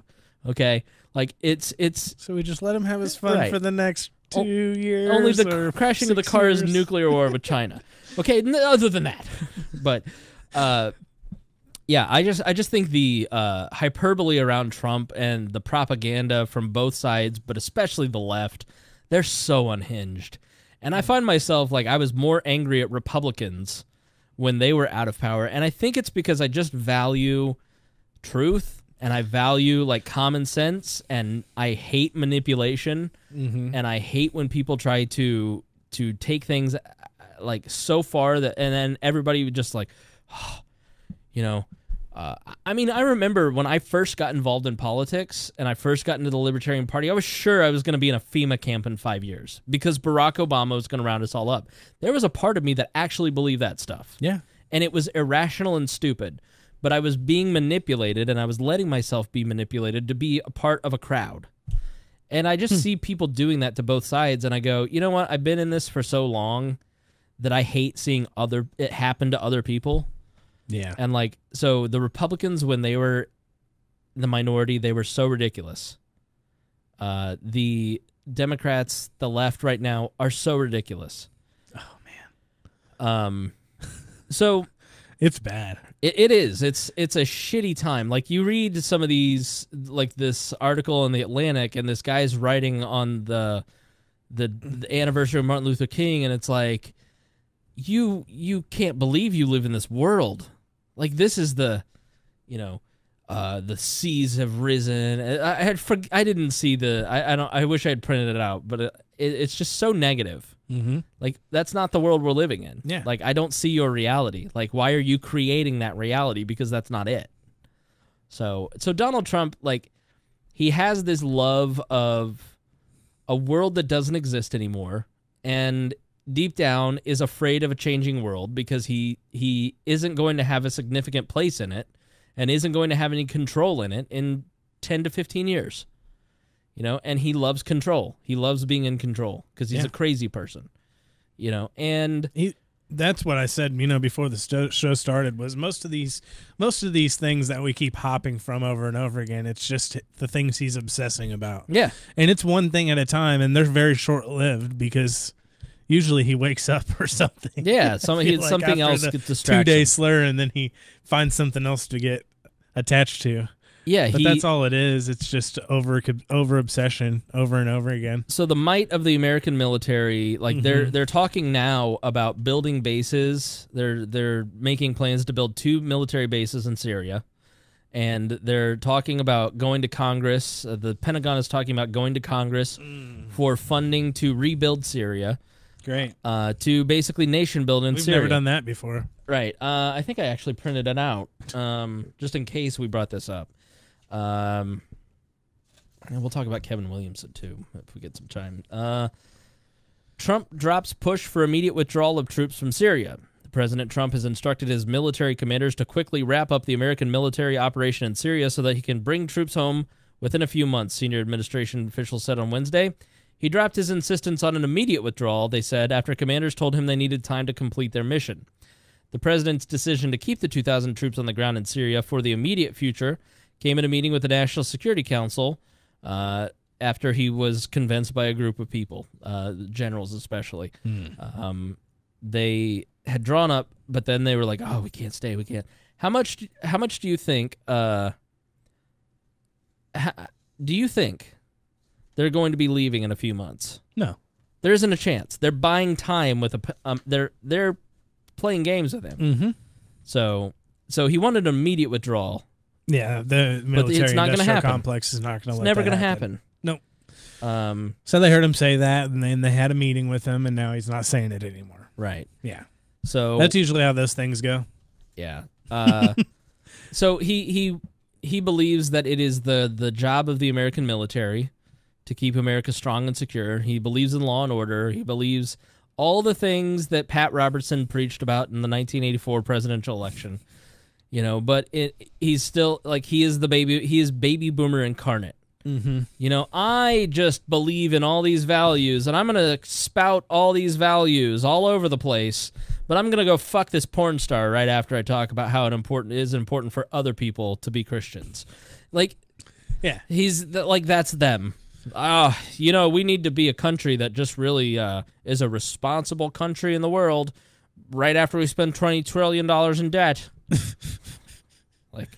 the reason that people talk about a tinge of racism with Trump is because it is America first, but like he just doesn't treat Norwegians the way that he treats Mexicans.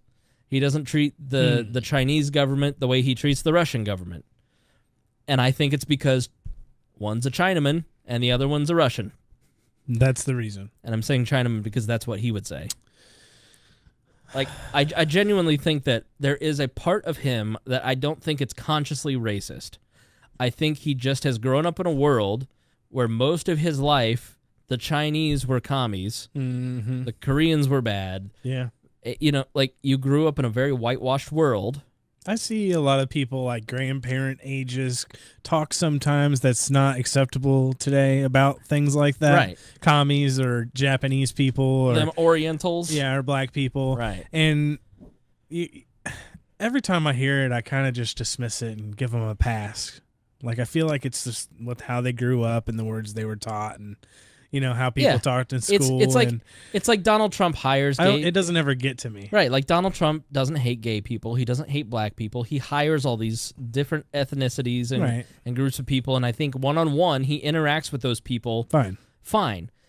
And most baby boomers do, right? But if you think about your grandparents, when they talk about the group of people, that's when they're racist. Yeah. They're not racist one-on-one. Right. You're right. But like it's because they grew up in a white culture. And like we as millennials have grown up in a multi-ethnic culture where like we understand that yes, there is a white culture, there is a black culture, there's other cultures, and like I'm just not going to know what it's like to be black and I'm not going to try. You know what I mean? Like I'm not a Muslim, I can't understand what it's like to be love one. Rap music. It doesn't mean I belong in the Casbah at 2 a.m. on a Friday night, even though I've tried. You tried. I've tried. But so, I don't know. And I don't know if I'm making sense, but I just, like, I see it, like, in the scapegoating of how the world has gone to a hell in a handbasket. We've got to put tariffs on the Chinese good because them Chinese have destroyed our jobs. Yeah. It's the same paranoia as the Japanese in the 80s. And it's both sides doing those generalizations, too. Right. Of course. It's those white men shooting schools and... Yeah. Have you heard about Kevin Williamson? Do you know who that is? Mm-mm. So Kevin Williamson is apparently like a great writer. I've read him several dozen times over the years. I just didn't know it was him. And he wrote for National Review. And he got hired by The Atlantic, which The Atlantic is a great publication. The Atlantic Interview is a really good podcast, too, with Jeffrey Goldberg. And so Jeffrey Goldberg is the editor of The Atlantic, and he wants to have a broad, diverse set of opinions on his paper, on his magazine, on his website.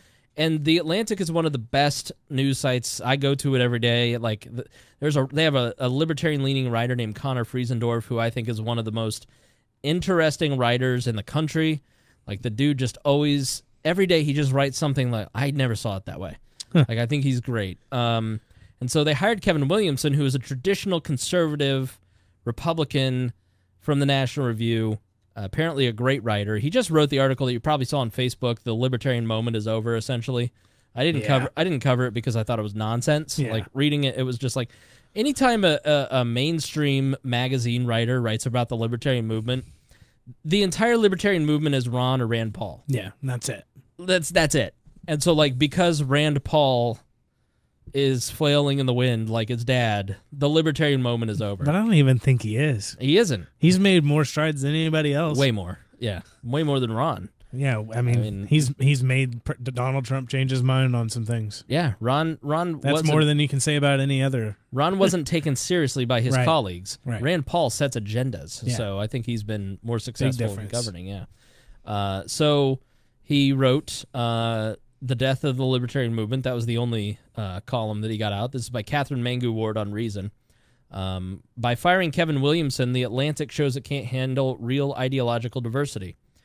But the thing that cost him the gig was a remark he said on a podcast, which is why I will never be hired by The Atlantic or anyone. Oh, no. And someone challenged me on my views on abortion, he said.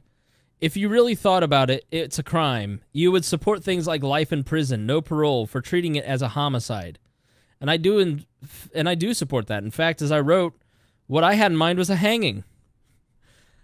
And hanging people that have abortions? Yeah. Williamson expressed the view that abortion is murder and should be punishable to the full extent of the law, although he also later indicated that he has mixed feelings about capital punishment.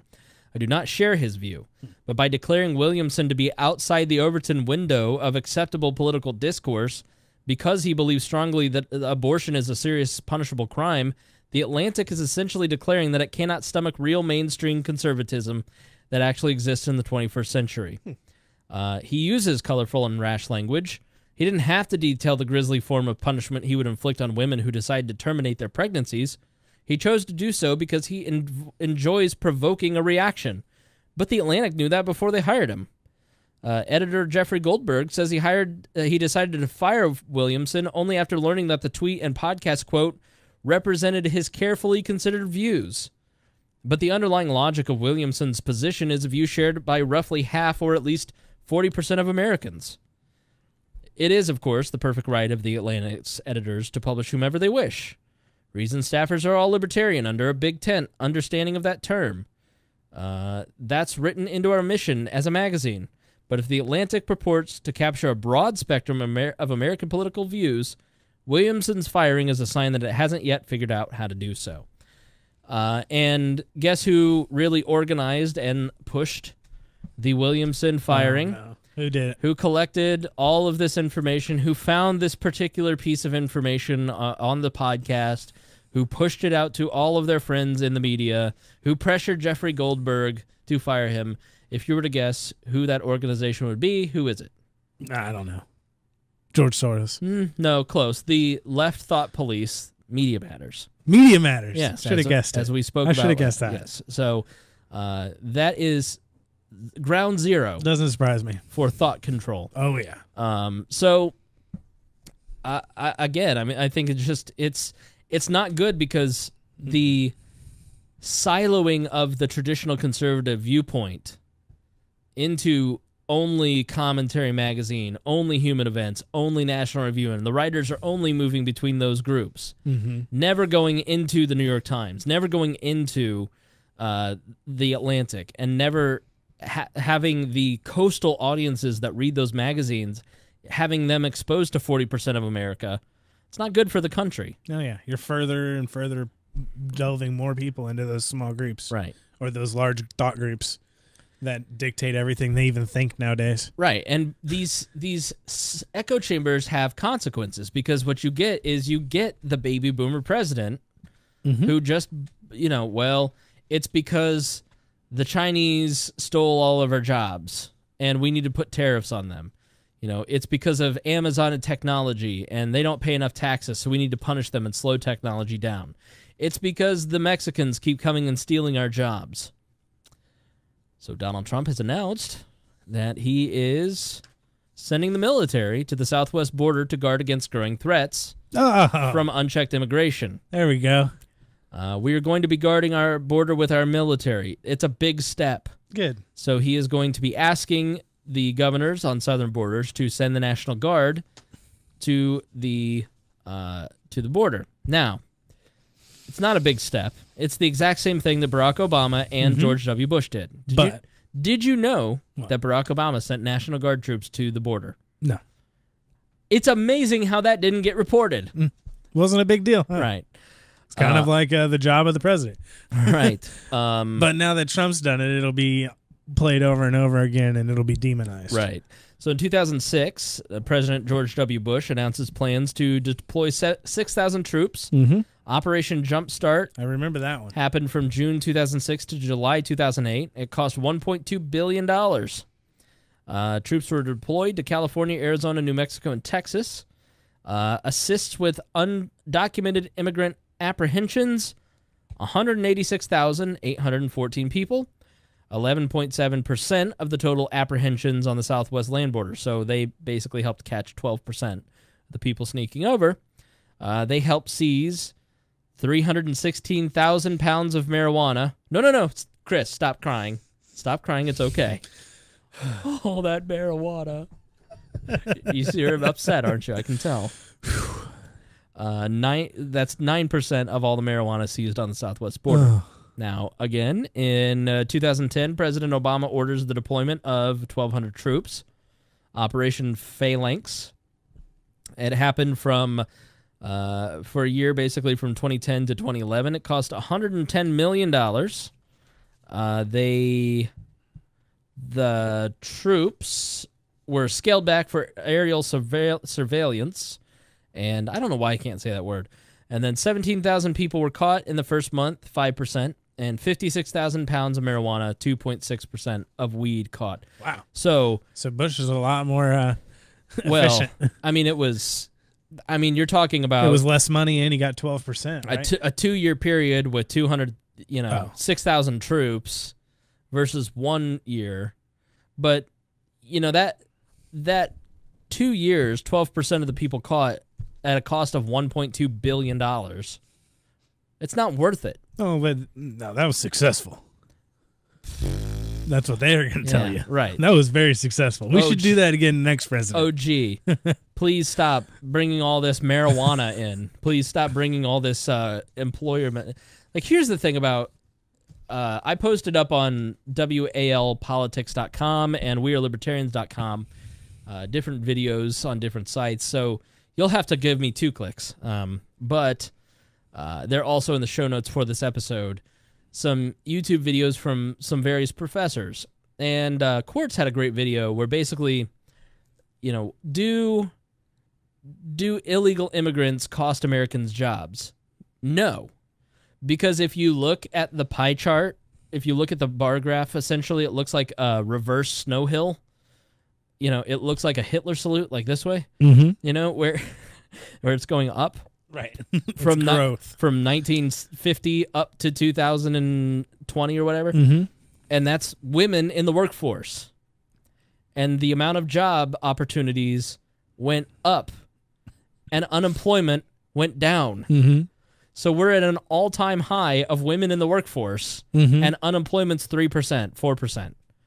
But they're stealing our jobs. But let me ask you, Galt, it doesn't make sense because do Mexicans have some sort of superpower that will steal a job that a woman won't be able to? Do women have the magical power? They got those calloused hands, man. Because I'm just thinking they can handle their wood. I'm just thinking that if you have one body come in and that increase in it, you'd think maybe it's just maybe I'm crazy. I'm just not using the right math. So there should be more Mexican seamstresses? I'm just thinking that more labor must create new job opportunities. It's right. The extra supply increases demand, especially in a country with a lot of innovation. Really? But it can't be true because the more women that have been working, the less unemployment and the more job opportunities. The more women trying to work, there should be higher unemployment because they're stealing men's jobs. Right. I'm confused. I just don't get it. I just the charts, the economists must be wrong because they are. Every time a Mexican comes over the border or an El Salvadoran comes over, then we lose a job. Then we're losing a job. Yeah. But if a woman starts working, we're not. Yeah, we're an African American because they're white. Americans. Yeah. Right. So it's so again, if you look at the conversation around illegal immigration, the supply of labor, yes, they are doing jobs Americans don't want to do. Mm-hmm. Okay? But then the next generation goes on to work for Apple. The next generation of kids. America is, it's just, Donald Trump has just a very pessimistic worldview. Mm-hmm. And I find the closed border argument to be the same as the tariff argument. That if we just tax this hard enough, then it's culture protection. It's cultural protection is exactly what it is. Like, closed borders are the same things as tariffs. And so if you're for tariffs, you're probably for closed borders. That makes sense to me.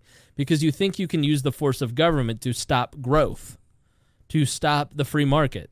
Right. Well, you can't. No. So people are going to come to America, whether it's legal or not, because there's economic opportunity here. And the more people that come here, the more jobs we will find for them. Yeah. They're afraid that they see things like the smaller countries in Europe that, have been overtaken by different religions that weren't already there. You mean like Luxembourg, which has like 2 million people and is the size of Dayton, Ohio? Like, yeah, okay. I'm sorry. Like, the left tries to make this comparison with the gun arguments. Yeah. In the industrialized world, in the first world, like, we're the only ones who do this. Switzerland has 20 million people. Stop. It's not the same thing. We have 330 Americans. But gun bans work in Australia. Right. You mean, well, they have like 40 million people. Country that's surrounded by water. No other, well, there's one other country, but... and so... Does New Zealand have strict gun laws? I believe so. So it's the whole continent. I don't know, but that's maybe I shouldn't say this, but that's where I'm fleeing Matt Drudge style. Like to New Zealand? Yeah. If you don't hear from me, that's where I'm at. Yeah. That's where Ben Swan went. Is that where he's at? No. Oh. He's on YouTube now.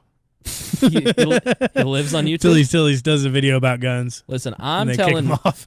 I've never really watched much Ben Swan, but I'm just gonna go ahead and tell you, Ben, like setting up camp in YouTube. If you're gonna move to YouTube, that's he's using some kind of other YouTube platform too, like PewTube. We might as well call it Google plus QTube. Don't ask how. But I just ended up on Chris Cantwell's website last night. What? I was going through old bookmarks. And you had his website bookmarked? Oh yeah. Because I used to go read it just because I just wanted to see what he was saying, because here's the thing about Cantwell. He was a libertarian for a long time. Yeah. But he was always considered like a fringe nut job libertarian. Yeah. I used to follow him too. Right. And so I'd go and check and see what he's talking about. And he's on Gab TV and PewTube. PewTube. I had never seen that one before. I can't remember what Ben's is called, but I'd never heard of it either. And I went on there, and it was loading so slow that I was like, I'm going back to YouTube to watch him. Right. Well, that's the problem. Like when I talk to the guys at minds.com, like he's like, yeah, we do video, but we can only do 15 minutes because it's like so much of our cost. No one can compete with Google's bandwidth. Yeah. That's why you can't compete with those companies, really. And their server space is massive. I know. It's sort of an absurd argument. It's like, well, it's the free market. It's like, no, these companies have used the government to gain a huge advantage, and they're about to double down. Like, it's not the free market. They're crony capitalists like everybody else. But I love my phone. Apple would never be a crony capitalist. Oh, yeah. Okay, right. Yeah, they're sucking Barack Obama. What did they do to your phone that's 2 years old? They updated it and made the battery worse? Right. What? Oh, but to make you buy new phones? That's not crony. Yeah, like, I threw it over here. Can you find the Google article? Do you see it? No. It's probably like right here. I'm keeping a story log, but so Google basically, the new head of Google. Yep. Google, now this is Galt, you're a big Google person. I know you love Google. Google employees protest work for the Pentagon. Thousands of Google employees, including dozens of senior engineers, have signed a letter protesting the company's involvement in a Pentagon program that uses artificial intelligence to interpret video imagery and could be used to improve the targeting of drone strikes. The letter, which is circulating inside Google and has garnered 3,100 signatures, reflects a culture clash between Silicon Valley and the federal government that is likely to intensify as cutting-edge artificial intelligence is increasingly employed for military purposes. We believe that Google should not be in the business of war, says the letter, addressed to Sundar Pichai, the company's chief executive. Yep. It asks that Google pull out of Project Maven, a Pentagon pilot program, and announce a policy that will not ever build warfare technology. That kind of idealistic stance, while certainly not shared by all Google employees, comes naturally to a company whose motto is, don't be evil. So, essentially, they are... Do you see why I love them? Oh yeah, I just love how they make Their motto's literally "Be good, be good all the time, be a good company." Yeah, in this evil world of evil companies, be the good guys. And Donald Trump's making America great again. Oh, come on! Don't compare Google to Donald Trump. Branding slogans don't mean anything. It's written by some 23-year-old twerp in an ad agency in a branding office somewhere. Okay. How many people signed this petition? 3,100 people. 3,100. How many employees are there total? I don't know. How many? I don't know. I was asking. No, you're like the Google. It might say in the article, but I didn't see that. That's a lot. 3,100 people. Well, and now that it's on the front page of the New York Times, I'm sure more will sign it. But there were 1,200 people at just the YouTube headquarters. So here's the quandary, okay? I think if you're Sundar and you're asked to serve your country, and you're saying, listen, we're doing drones, and drones save lives because we're not putting boots on the ground, and we have a problem where we kill innocent families at weddings, and we inappropriately bomb and kill American civilians without due process, and so we've got a real problem with this drones thing, as best outlined in Scott Horton's book, The Lords of Secrecy. Sundar, can you help us make it more accurate so less people die? That sounds like a great way to serve my country. Yeah. I mean, I can see from his perspective how that would be an attractive thing, but I certainly get not wanting to work for a company that is involved in warfare. Well, but he's going to look at this and he's going to say, if I don't do it, somebody else is going to do it. Sure. Do you want, Apple running AI for the government, or do you want Google doing it? Right. You don't want Apple doing it. Apple's motto isn't be good. Apple's motto is be bad. Yes. Lie. The people who cheat, scam your customers out of money and take actively banning people based on. So Apple isn't the one censoring us on YouTube. Because Apple doesn't own YouTube and they never could. That's why. No, the richest company on the planet could never. Oh, richest company on the planet. You sound like Trump now making your alternative facts.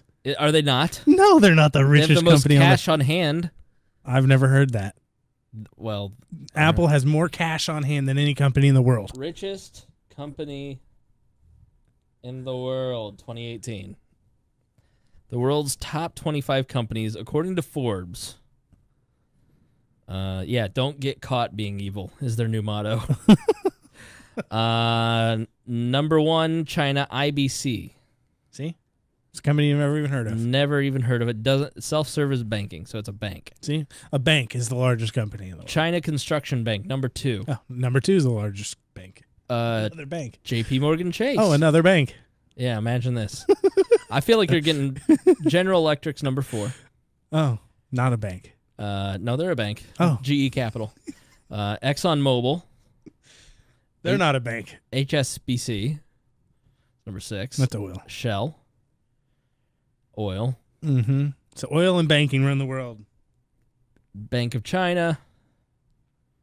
Yeah, so a lot of banks. Where's Berkshire Hathaway? All right, we got an American there. So I watched an interview of Elon Musk once, and they were like, oh, AI is coming. What do you think about AI? And he was like, yeah, well, there's infinite possibilities of our future. And, Elon, he's boring to listen to. But if you listen to him, he's like, there's only one company I'm afraid of. And they were like, is it Amazon? And he was like, Amazon who?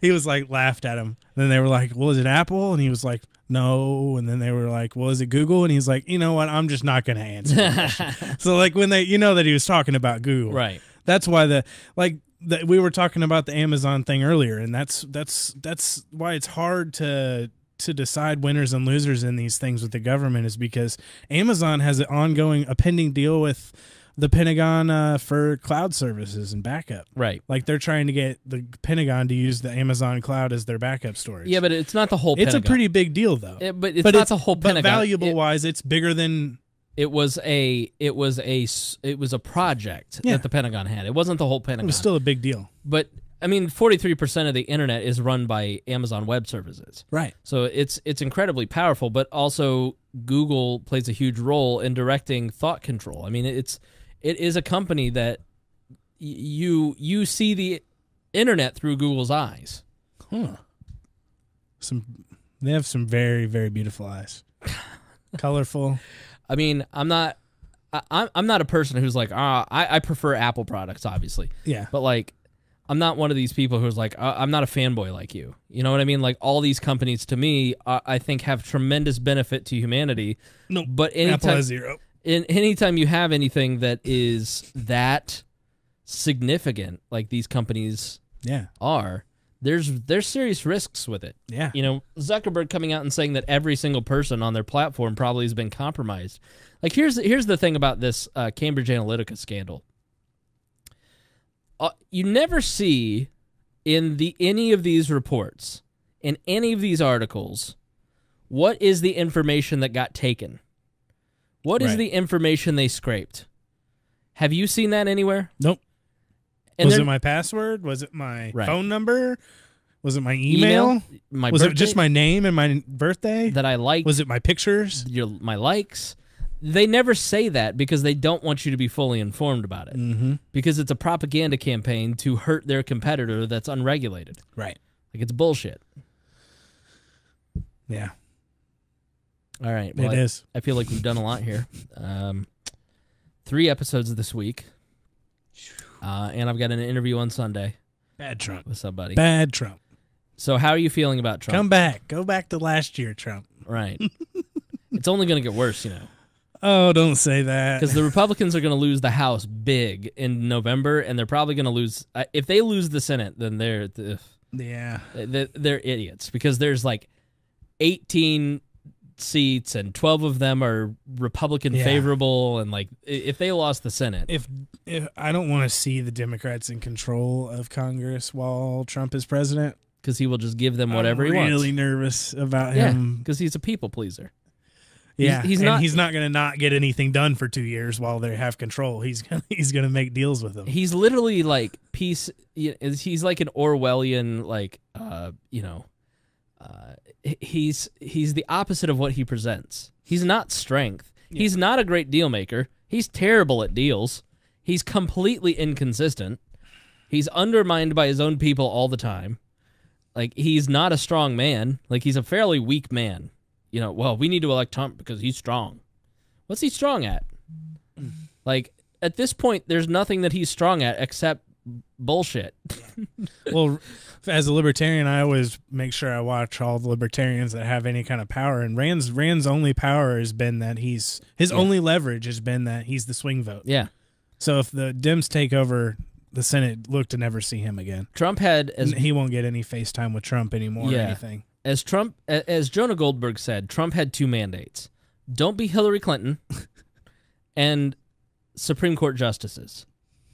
And like that to me has been like that signifies kind of exactly like Trump. The way that all these people in the swamp look at Trump is that he's controllable because he's kind of a fool. Mm-hmm. But he's at least better than Hillary Clinton, who's dangerous. Yeah, he's controllable, but the minute he finds out you're controlling him, you're fired. Right. You're fired. Yeah. He doesn't like it. Yeah, like, he just doesn't notice. He's the most powerful people in the world are the Fox News. Steve Doocy is basically the most powerful person in the country. Steve fucking Doocy. So, all right, guys. This has been a great episode. Thank you to Chris Galt for being here. Yeah, anytime. Chris, I love it here. Your final thoughts? Let's just hope it doesn't turn into our next show together isn't badder Trump or worse Trump or something. Well, this episode we're going to talk good about Trump. Let's do good Trump next time. The gun confiscation. That's the cool thing about this show, though. You never know what's going to happen next week. I know. It could be a great show. It could be a downer show. It just all depends on what they decide they're going to do. We might talk 9/11 in a comedy club. You never know. I look back and I go, like, yeah, that was our 200th episode, and we talked 9/11 at a comedy club because our plans kind of fell through.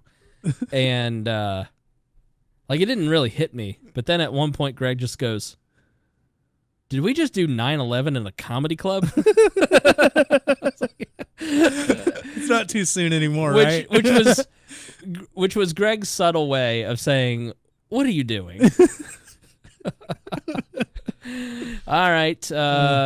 Thanks for joining us. Thank you to Christy Avery. Thank you to Brandon Luke. Thank you to Craig DaCosta. Thank you to Jason Doolittle. Mittens is here by the microphone. She wants to give a special big thank you to Jason Doolittle, who sent cat Go-Gurt to the girls. I got an Amazon package, and it's like these little tubes of basically looks like cat yogurt. It smells horrendous. They love it, though. They lost their minds. So Mittens says thank you. That's great. They love getting treats.